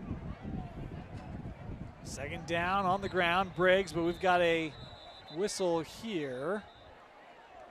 Official timeout. Yeah, that went really quick. I wonder if things weren't set. Coach Kerr's not happy about it. Official timeout. Replay that play. You got him off? Just needed a do-over. So it'll be... Sounds like an injured player was coming off the field and hadn't made his way off the field yet, so the ref stepped in and blew it dead. 2nd down and 1, Chargers. Try it again. Briggs, 1st down for Corner Canyon. You see him just continue to rumble ahead. Gain of 9 for Weston Briggs. Just such a physical runner. He uses all of that 6'2" frame. Number 25, Weston Briggs, the ball carrier, picks up the 1st down for the Chargers. A little bit more of a methodical drive than we've seen from Corner. Yep. I like this, though. Get back to the balance. Briggs, right side. Briggs near that 1st down. I think he's got it. I think he's No, right, he's not. They had that close. stick. They had that stick way short. Well, they had never it angled stretched it. down. Yeah, they really, never stretched They it, didn't so do you any favors. they did on that not. one. But no, this is a big drive. Look, I know it's they had halftime to rest, but the Corner defense is on the field so much in that first half. You've got to find a way to give them a little bit of a breather. 2nd and 4 here. Back to 25. Briggs stood up. Still gain 2 there. Number 25, Weston Briggs. Briggs with 3rd and short. Really good play by Tony Grimmer from the linebacker spot. Came up, made the big tackle. Put Corner in a 3rd and short. See if the Knights can say nay here on this 3rd down. A couple jumps there. Did not cross the line of scrimmage. Play clock down to 6. Kasuga designed run, hit in the pocket, and will go down. The Knights who say nay. That defense makes the stop. It'll be a 4th down. Boy, and that's a great read. That Corner coaching staff on that hard count. They thought they saw something. They called a different play, a little check with me. Whatever they checked into, Lone Peak, Ryan Denny had his guys ready for it. Big play, huge play for this Lone Peak defense. So 4th down, and now corner will send the punting unit out.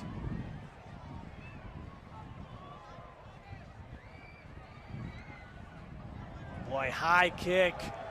Not a lot of distance.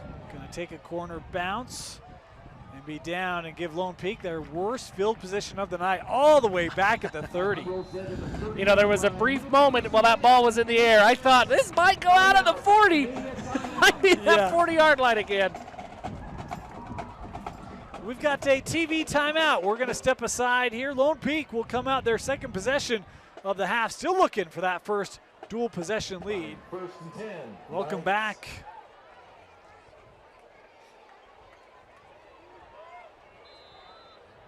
Lone Peak, see if they can get back in that rhythm. Felt like the Pulas being off that last possession really kind of disrupted the flow that they had. Yeah.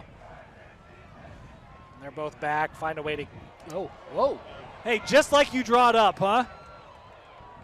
Corner Canyon able to get there, no gain on the run, but man, we've seen a couple times where that snap's been a little hot to handle. That's going to go down as a trick shot in my book.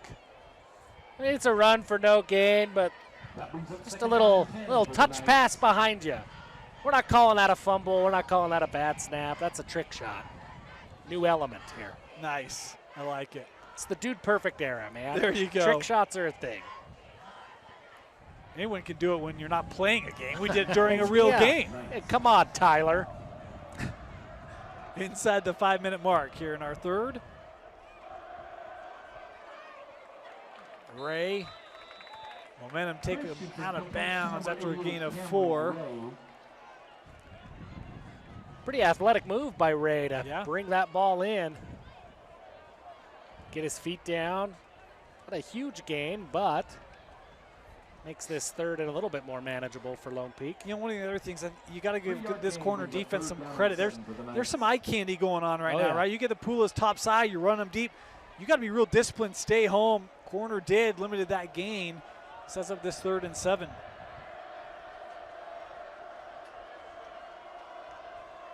Pressure up the middle. Christensen, boy, somehow able to find some room, looking over the middle, and that was incomplete. The contact coming on Fanua right as the ball got there. We'll bring up a 4th down. Yeah, and it wouldn't have mattered anyway. It would have been well short of the first down.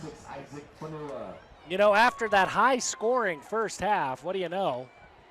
Yeah, what is this punt thing? It's a few punts. He's stopped by number 14, Jackson Evans. Kind of forgot that was a part of the game, the punting. 4th down and 7 for the Knights. As a Vandal fan, you never forget that, Jeff. You're reminded every week. They have intentionally not, oh boy. That one away. I was going to say they really haven't given corner a chance to even catch punts. This is the first time Darce had a chance to catch it. Yeah. Fair catch at 35. Really impressive to even get that punt off. They had to make a great play to haul the snap in. You know, you like to give kickers a hard time, but Sam Parker's done a nice job. He's had a couple, again, I know the one won't go down in the books. It's a great punt inside the 3. He's had a couple of those tonight. For what it's worth, I've been very pro kicker so far this year. I'm not pro Moose. I was going to say, you're not Moose. No, well, nobody is. Even Moose doesn't really want to be Moose. It just sort of happens. He really doesn't have a choice. He doesn't. It just is like wakes up like, still the kicker. Corner here, back out on the field. Like the quickest offensive possessions we've had all night. Stay on the ground, Briggs looking left side. Tripped up after a gain of 6. Important tackle made there by Lone Peak's defense. Yeah, Tony Grimmer once again. Second time we've called his name this half. That was a big tackle because Briggs had a full head of steam. Yeah. Second down and 2, Tigers.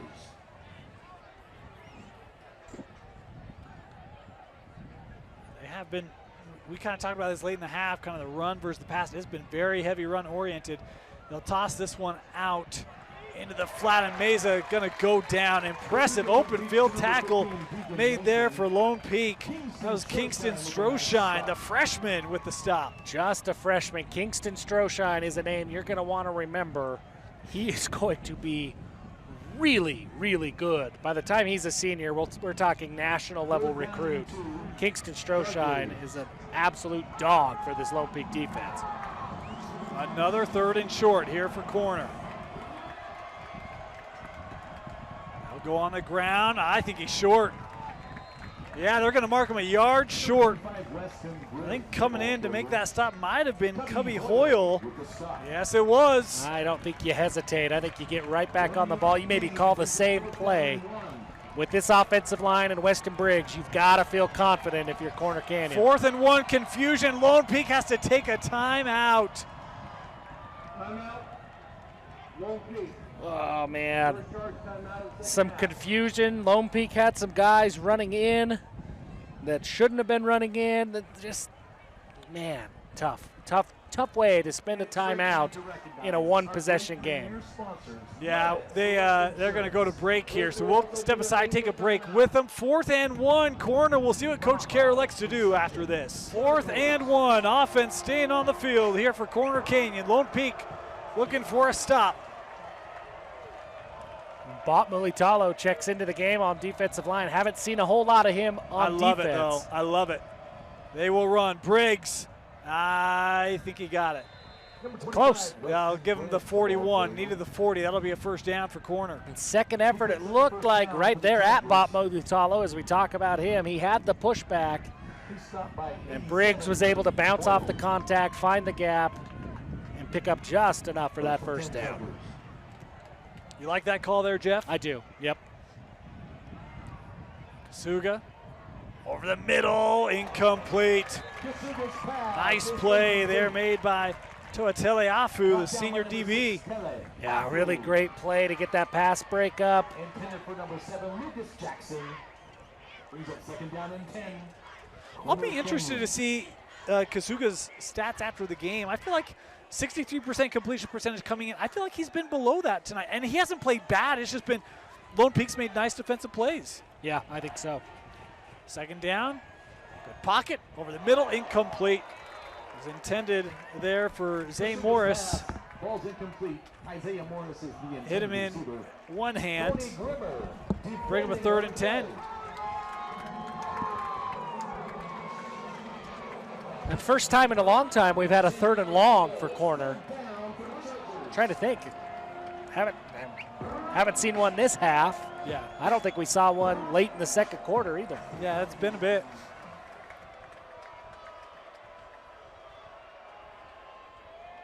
Kasuga looking, caught by Mayberry. Man, he took contact there as well as Tanuvasa came up. That's a heck of a grab by Jay Sean. That's a heck of a catch by Mayberry and a great ball by Kasuga. Like, he's had some incompletions. We talk about his completion percentage. It feels like he's been mostly on target. Yeah. There's been some drops. There's been some great defensive plays. Right there, a great play by his wide receiver. We'll move the sticks. First down. Helaman, that ball deflected and picked off. Interception, Lone Peak. Held on to that just a bit too long, and the pressure of that pass rush, able to get a hand on the ball and make it float.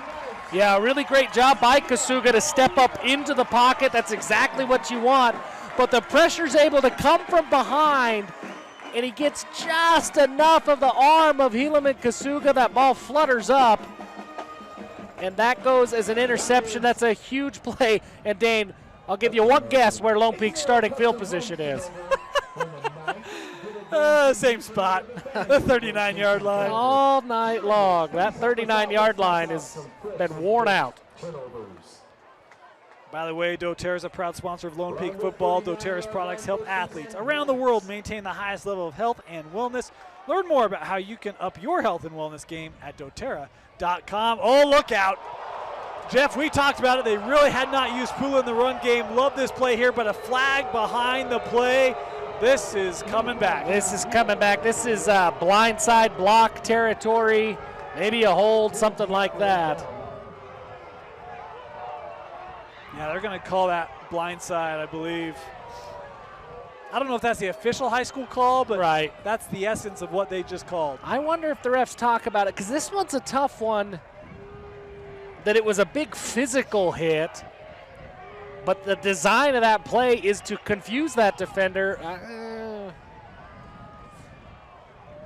think by the book it's the right call, but I wonder if they're going to talk about this one.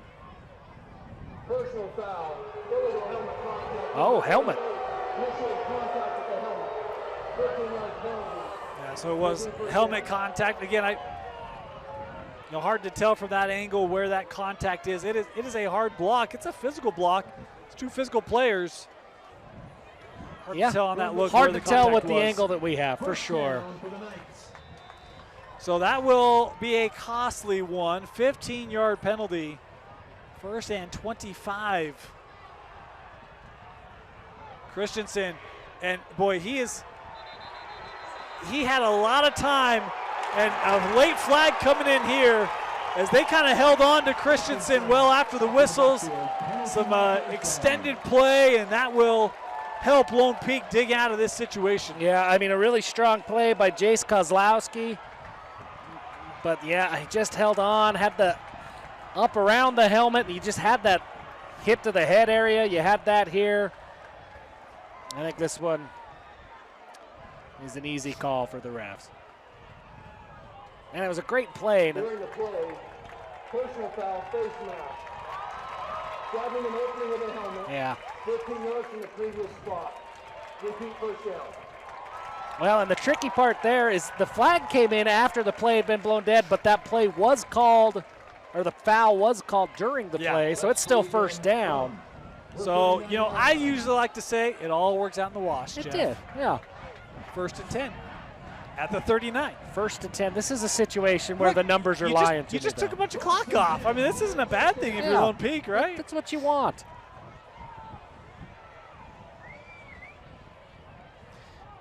We're running the risk of having a quarter with no points in this game. I don't know how to feel about that. Go back to the ground here. Tahi, trying that left side, will gain 3. Number 1, Sean Tahi is the ball carrier. Yep. Really well read by the Corner Canyon defense. Manasseh Brown got into the backfield, and he's able to get just enough of Tahi to bring him down. I like this. I feel like Christensen hasn't been able to get that ball out as quickly in this third quarter as he did in the first half. And so that pressure, the pass rush, that pocket's collapsing, it's kind of forcing him to do some things that we didn't see in that first half. Yeah. I kind of like trying to get that ground game going again, help him kind of get resettled. I think so, too. And look, Corner Canyon's done a much better job on Jaron Pula in this Yes, half they have. as well. On the ground, Tahi through the lane. Tahi, first down. Great carry there for the junior back. That's going to move the chains and could take us. I'm assuming this is going to take us to the quarter. Well, it'll be Lone Peak's choice, and I think that will be their choice indeed. So we will head to the fourth. 28-21, Lone Peak trying to stun Corner Canyon here in week 6. They'll have a first down when we come back. You're watching Lone Peak football on KSL Sports. With a Tab Spend checking account, you earn big rewards. It's hard to not make a scene. Cash your card. Oh, my card's right here. That's a big card. You should see how much it's earned me. Sorry, Grandma. Tab Spend isn't just another checking account. It's packed with benefits. How do I get one? Just scan this QR code or go to tabbank.com. It's all online and super easy to get started. As we get ready to start this fourth quarter, we want to thank our sponsors here of Lone Peak Football, including Stroformance, a science-based speed and performance training system using state-of-the-art technology and data to train thousands of athletes, and is a proud supporter of the Lone Peak football team. Also want to thank G2G Protein Bar, fresh, healthy, and delicious. When you eat one, you'll know, thanks to G2G Protein Bar. Also, Safe Streets. Enjoy the game with peace of mind. Your home is protected 24/7 with Safe Streets Smart Security. Serving 46 states with the country's top 5-star rating. That's 150,000 5-star reviews in just 3 years. Want home automation? Leave it to the nation's best, Safe Streets. Visit safestreets.com. And finally, Kessler Allaire Insurance. For a range of reasons, call Kessler Allaire Insurance Services. Want to thank our sponsors here of Lone Peak Football. Dane Stewart, Jeff Hansen, first and 10, Lone Peak to start this fourth quarter. I like a G2G protein bar. They're pretty good. They are good. You And know, I'm not a protein bar guy, but I was I going like to say, those. I'm picky with protein bars. You got to find the right one. Yeah. G2G, I'm a fan. Yeah, they're really good. Yeah. They're good enough that even if they weren't a sponsor, I'd still You'd give a still shout do out. it? Yeah, Look at you, Yeah. Jeff. they're that good. Do you think you see Lone Peak continue to run, or do you think they get back to that passing attack here? Well, and then that's the trouble. It's still only a one-score game, and Yep. so if I'm Lone Peak, you've got to find a way to get some distance when you have these opportunities. I still am airing it out. I'm still looking to my best players, and Jaron and Keenan Pula. Coverage is off here at the bottom of the screen. They'll stay on the ground. Tahi up the middle. Trying to spin around. They'll credit him with 3 yards on the carry. Number 1, Sean Tahi. It's that tricky spot that coaches find themselves in. You got to keep your foot on the gas, keep doing the things that got you the lead. It's not a big enough lead, and there's still too much time. You can't just kill the clock. So, I mean, and Lone Peak's done a good job of this all day. They've mixed in the run. They've had Tahi and Barney and Fanua that have done their thing. So I don't think they'll abandon the run. But I don't think they can look away from the pass game when it's there. Second down.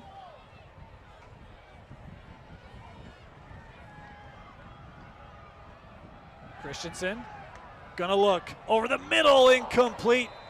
Was trying to find Seth Woolley. Good coverage there by corner on the play. Corner's done a good job on Woolley all night long. I think it's the second or third target that I can remember that Cruz Christensen has tried to find Woolley, but every single time there's been a corner defender in his pocket. And corner really, outside of the Pulas, like, look, we'll man up. Yeah. Feel like, they've got coverage in place. And by and large, that's been the case tonight. 3rd and 7. Got to get to the 41 here.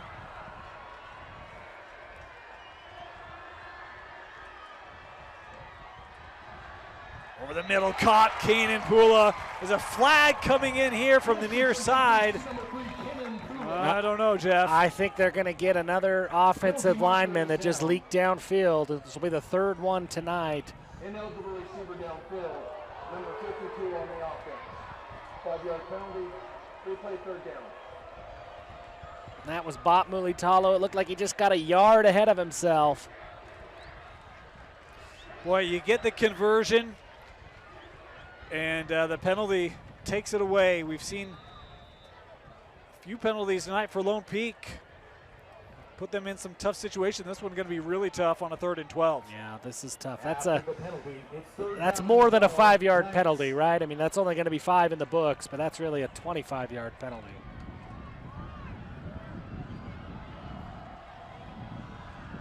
Pulos to the top.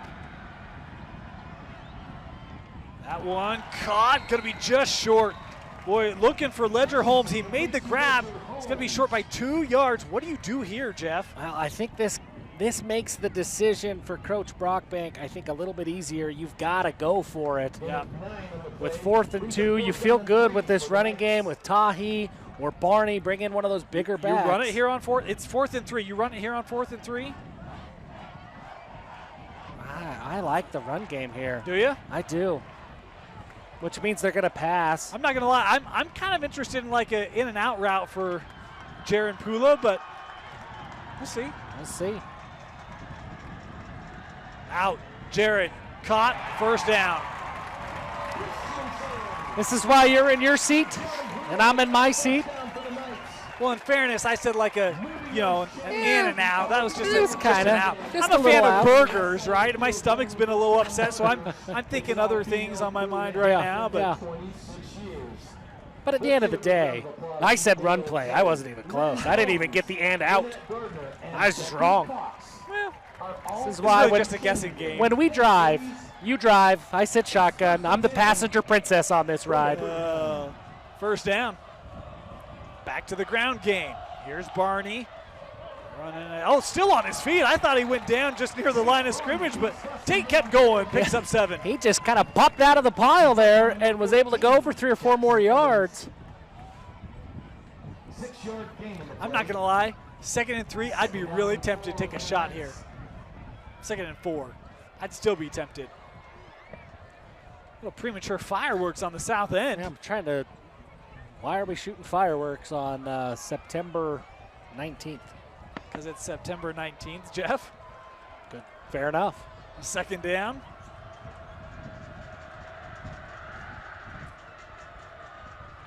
Good ball. Yeah, little zone coverage there, and Jaron just finds a little soft spot. Able to haul it in, first down. And that window was open.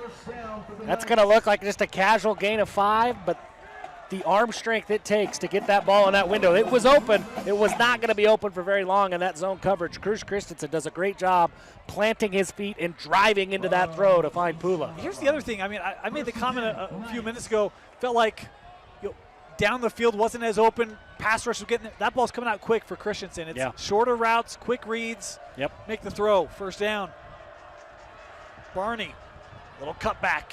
We'll pick up 4, maybe 5 on the carry. Barney's done such a good job. Really, this entire Lone Peak rushing attack of getting 3 or 4 yards every single time on first down, and it makes everything more manageable after that. That clock continuing to tick here, Jeff. We're down to 8.5 minutes. If you're Lone Peak, you've got to find a way. If you're going to bleed the clock like this, you've got to punch this one into the end zone. They had a chance this side of their territory early in the first half, rather, and a turnover got to them. Back on the ground, gets the edge.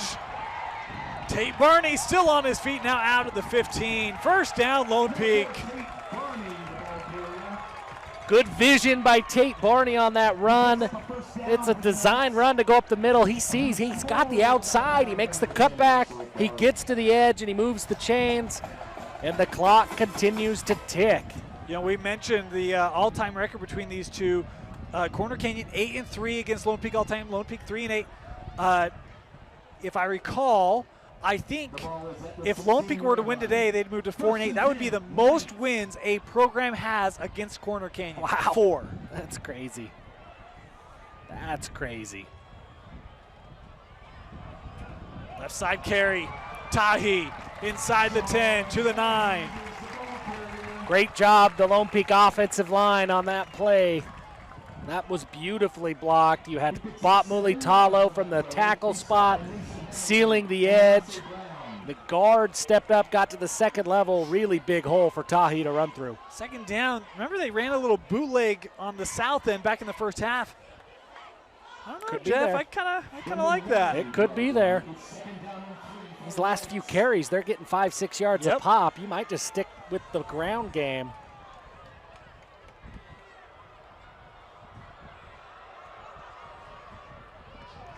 I don't know if that was designed that way or not, but Christensen able to take it ahead. I think he's got the first. He's right at the chains if he's not. They're going to mark him just short. Come on. This is 3rd and inches. Fall forward short. I mean, you're right there. I didn't know we did that. I thought it must be far side hash. So it's literally the width. Yeah.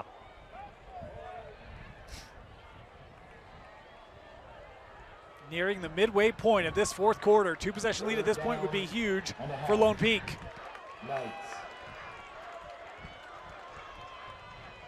They'll run it. They'll pick it up. First down, Lone Peak at the 5. You know, that's maybe best case scenario for Lone Peak. You're going to keep that clock running. You're still first and goal from the 5. You're feeling confident.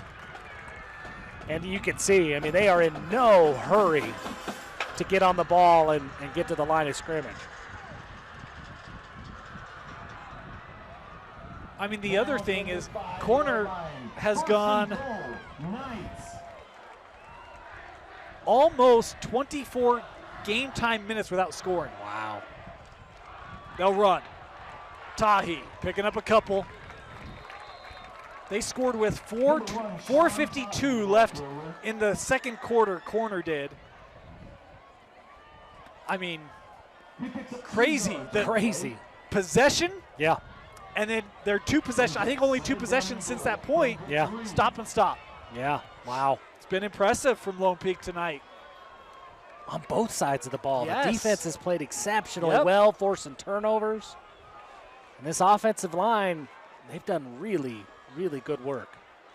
Pressure shown, doesn't matter. Touchdown, Lone Peak. It is Sean Tahi, and there's the multiple possession lead for the Knights. This Lone Peak rushing attack, it was the passing attack in the first half to help Lone Peak get the early lead. The rushing attack just taking time off the clock. They punch it into the end zone, and Lone Peak capitalizes on the good field position. It's a 2-touchdown game with 5.5 minutes to play. Oh boy, Dane. Well, is this point after up and good. Jeff, they started the fourth quarter with the ball. Yeah. That's over 6 minutes. Yeah. We've got a TV timeout here. We're going to stay here because, look, the way this second half is evaporating, we might not have any more opportunity to talk about the rest of our Lone Peak sponsors. Of course, Lone Peak football on KSLSports.com can only happen because of the generous support of all of our sponsors. That includes our presenting sponsor, Skin Science. Start your journey as an esthetician today. Visit www.skinscienceinstitute.com to schedule a tour and enroll now. Also, I want to thank Johnston Law. It starts up front with the winning team. Johnston Law has been helping businesses succeed at every stage for over 15 years. Call or text today at 801-980-5300 and mention Lone Peak wins. Also want to recognize Reef Capital.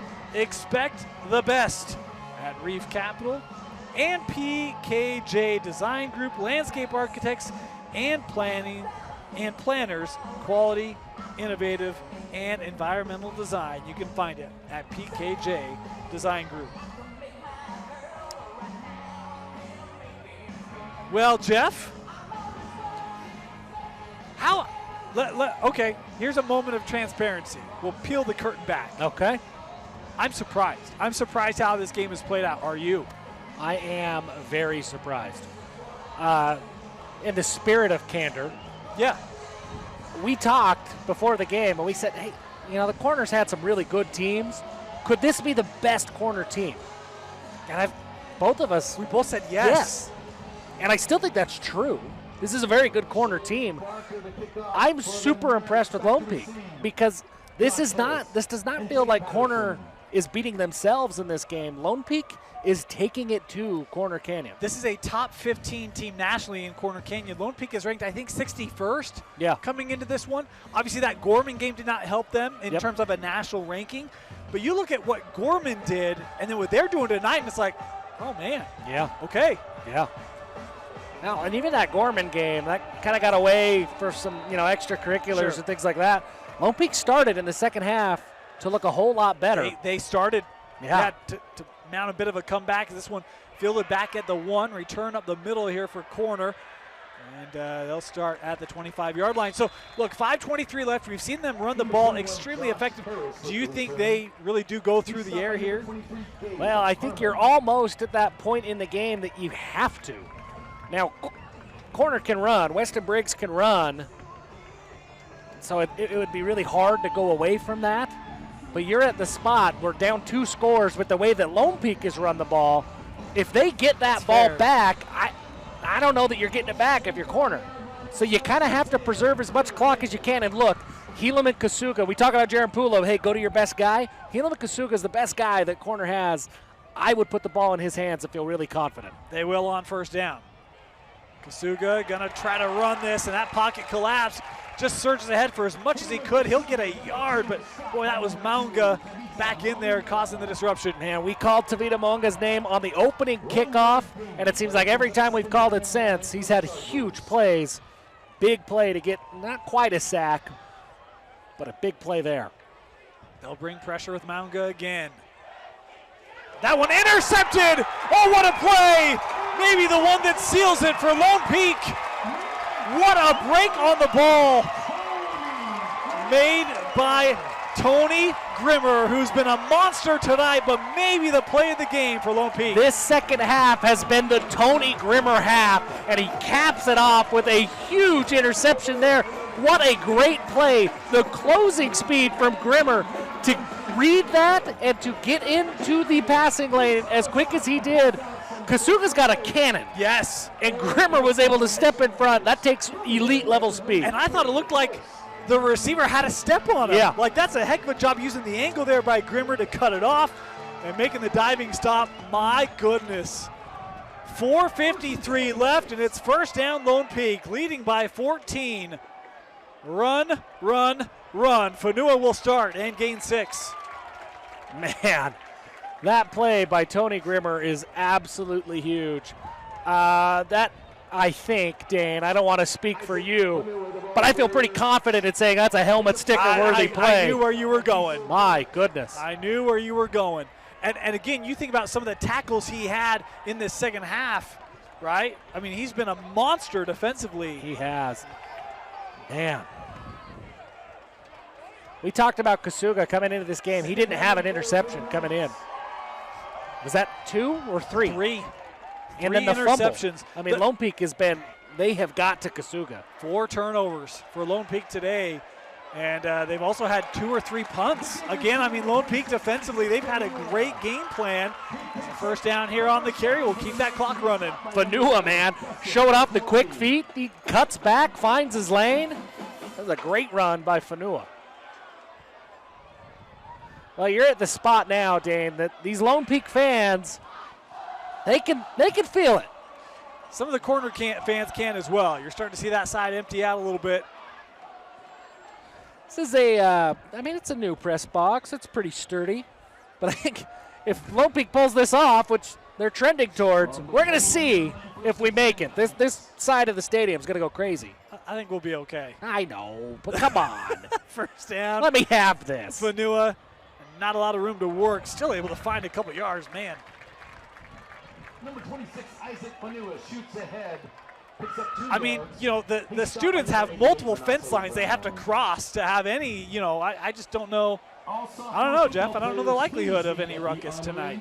Actually meet at the north end I don't of the know. field immediately following the game to assist with cleanup. I mean, Thank you're you for right. your help, all The South practical Point side of football me players. says, yeah, Dane, you're right.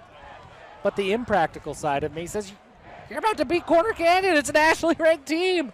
This is a rivalry game. And you find a way when, you know, whatever. I'm sure there's a saying. And Lone Peak has to take a timeout here. That play clock was ticking down. That will stop that game clock at 2:39. Wow.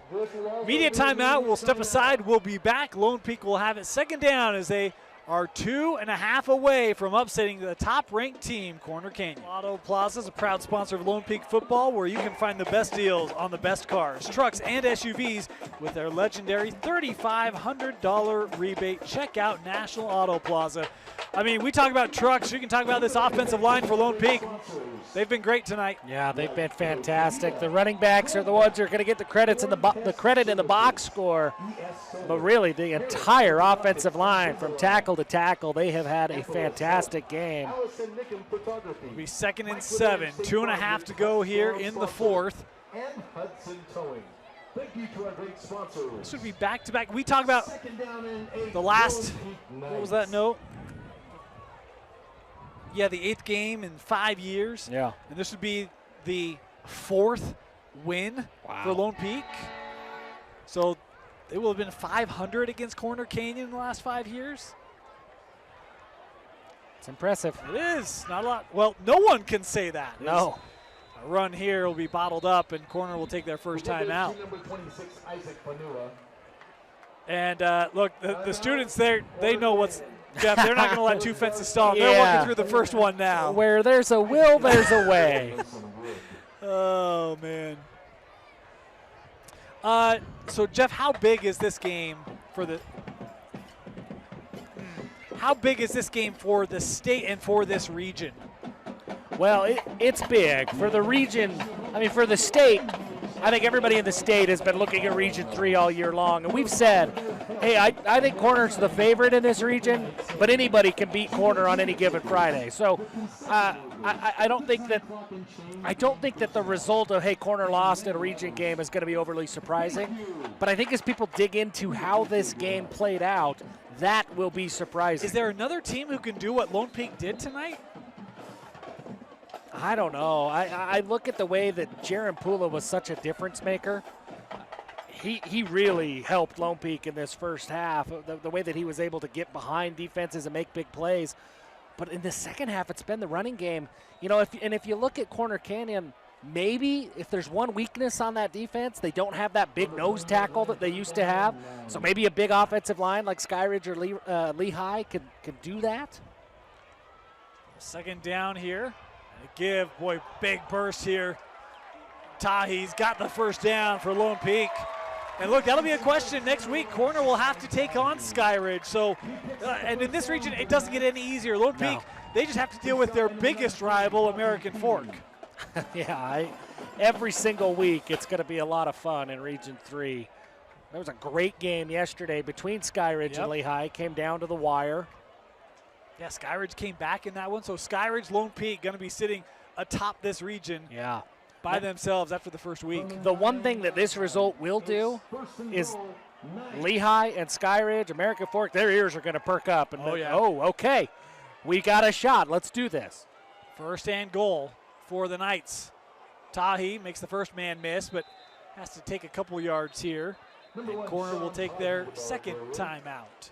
And that's the thing with Corner is when you've been as good as Corner is for so long, you're going to get everybody's best. Like, you don't get to have an off week. You have to come out, especially once you get into region play, and especially in this region this year, right? This is a different region schedule for Corner Canyon. They have to bring their A game every week because there are really talented teams in Region 3, and they all had Corner Canyon circled at the beginning of the year. They all want that shot to take down the Chargers. By the way, we kind of made mention of a game tonight, Davis and American Fork. The Darts had a lead in that one of 10 at the break, and the Darts hold on in this one, 29-14. They get the win over American Fork. It'll be interesting when American Fork plays Lone Peak next week. I know, transitive property isn't the best way to measure teams, but does that give us a feel for can a Davis matchup with the top of the region? Because I think right now, everyone's probably looking at Lone Peak like, okay, well, that's probably your region favorite right now. Yeah, I think so. I think that the way that Davis won tonight is really important.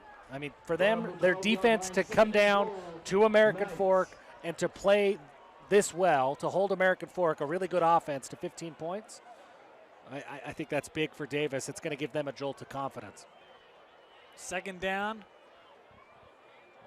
1:45 on the game clock. On the ground, Tahi turning upfield. Tahi inside the 5, brought down at the 3. And Corner not taking their last time out here. That clock running with 90 seconds to go. Man, this is Lone Peak, man. I mean, what more can we say? This did not feel fluky. No. This did not feel like it felt won. It did, and it felt the way that they did it feels like a repeatable game plan, right? It didn't require some heroic plays. This was, hey, the defense got to Helaman Kasuga, forced some bad plays. And Lone Peak going to take a timeout here. Coach Brockbank, I think he was trying to get them to take a little more time off, but they were kind of quick up to the line knowing that play clock was ticking down, and he'll take a timeout here with 1 minute to go. Auto Expert Master Auto Tech. All right, so if you had to rank the top 5 teams, where do you go, Jeff? Well, we had number 1 and number 2 coming into this game. I think all I'm doing is flip-flopping, right? I think I'll have Lone Peak 1.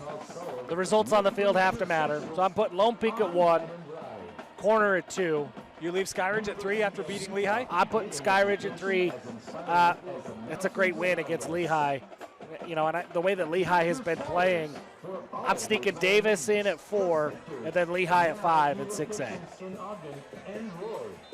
Wow. So Ridgeline's going to drop out of your top 5. In 6A. In 6A. Because I think that Ridgeline team, I know it's 2 classifications. I think they could sneak in some wins against some of these Region 3 teams. That's a really good Riverhawk squad. And the top in this state is pretty doggone good. Yes. Yes, it is. Third and goal, 1 minute left. The clock is stopped here. I mean, I'm kind of tempted to just take a knee. They'll score. Touchdown, Lone Peak. Why not? Man. For me, it's like, do you just get that clock running? But look, you make it 3 possession, no chance in this game is Christensen with a touchdown. Yeah. I mean, the student section, they've already cleared one fence, and they're lining up the length of the field on the second fence. I mean, this isn't going to take long.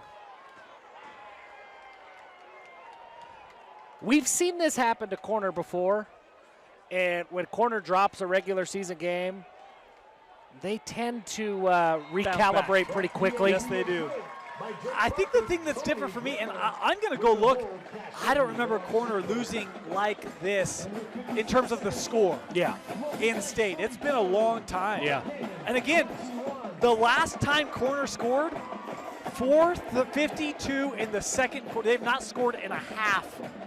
Yeah, we're going to need like some chat GPT help to find the last scoreless half. And by the way, their time of possession in this fourth quarter is what, 16 seconds? They're at 2 plays. Yeah, it's crazy. That's crazy. Lone Peak, this game, the way that these guys have played on both sides of the ball.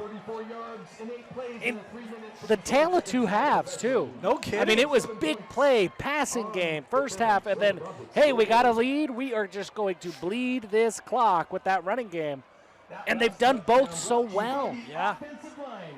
The O-line for Lone Peak, having seen it, so much better. Not that I thought it was bad. I didn't expect it to be this good. Yeah. I mean, we talk about Bot Mulitalo. He's the big name, right? Top recruit. But it's the whole It's the group. whole offensive line. Tip your cap to Coach Gary Pay. He does such a good job. And these guys, they were ready tonight. Angled, caught at the 5.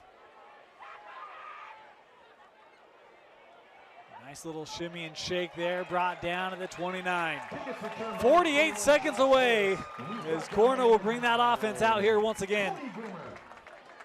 Big hit on the kickoff return, and of course, it's Tony Grimmer on the big hit. Of course it This is. has been his half. I hope that there's a way that he can, like, I don't know, as we advance with technology, find a way to take all of his highlight plays from this half and hang it on his wall, because my goodness, what a half number 9 has had from that linebacker spot for Lone Peak. He has been so good. And obviously that last interception, Lone Peak was able to capitalize on. Kasuga throwing this out for Morris as he'll run out of bounds after picking up 9. Isaiah Morris.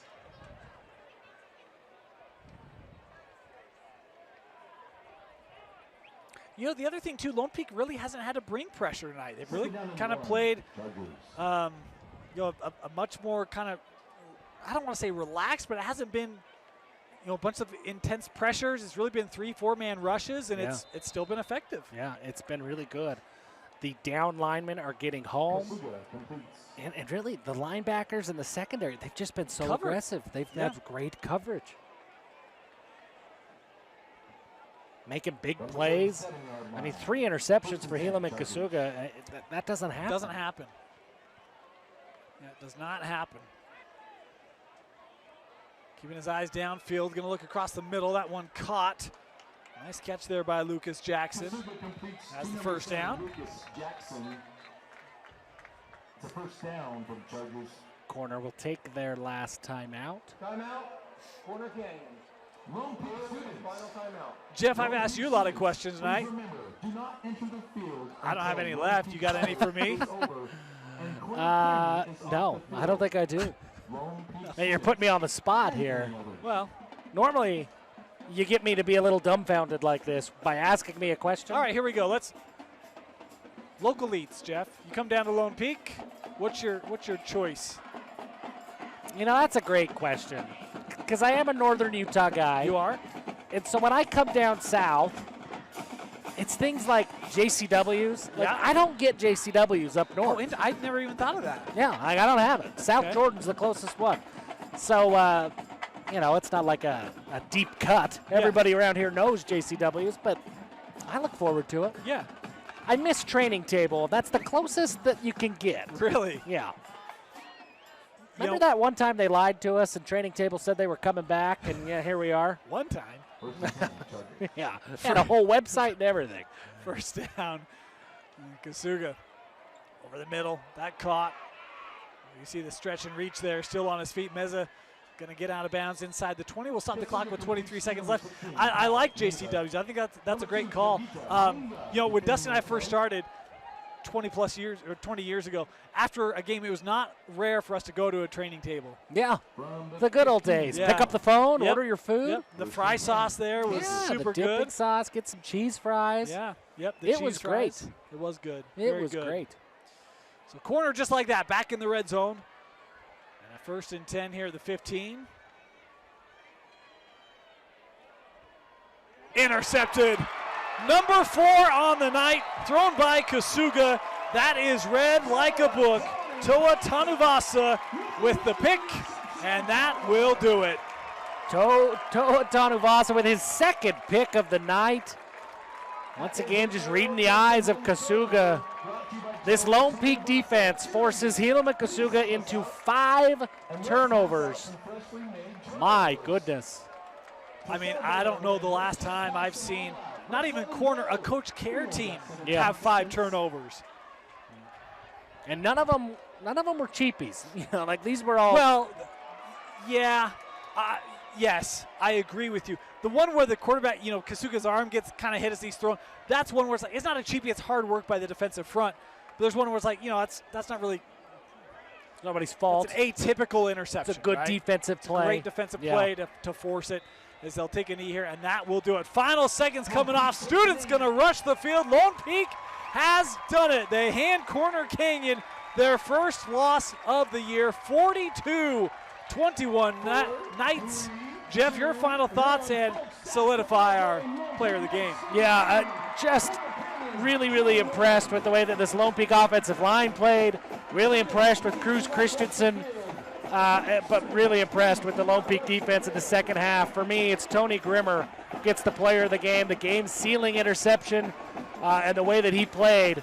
You expect big performances from guys like Pula, but Tony Grimmer was not a guy that I had circled at making the game-winning play, and he did tonight. Fantastic performance for the linebacker. He was fantastic, but this was a team effort. Absolutely. You can talk about the O-line, you can talk about Christensen, the Pulas, you can talk about Tua as well as Urtahi and Barney. Like, this was a team win for Lone Peak.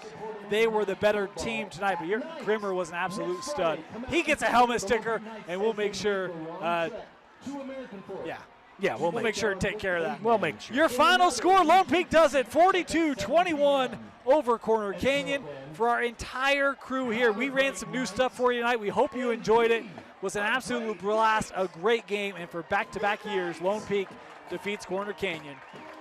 For Vince Francis, for Jeff Hansen, for Trevor, everybody here, thank you so much for joining us on KSL Sports Rewind's Game of the Week. Doug as well. My name is Dane Stewart. Thanks for joining us. We'll see you next time for Lone Peak Football on KSLSports.com.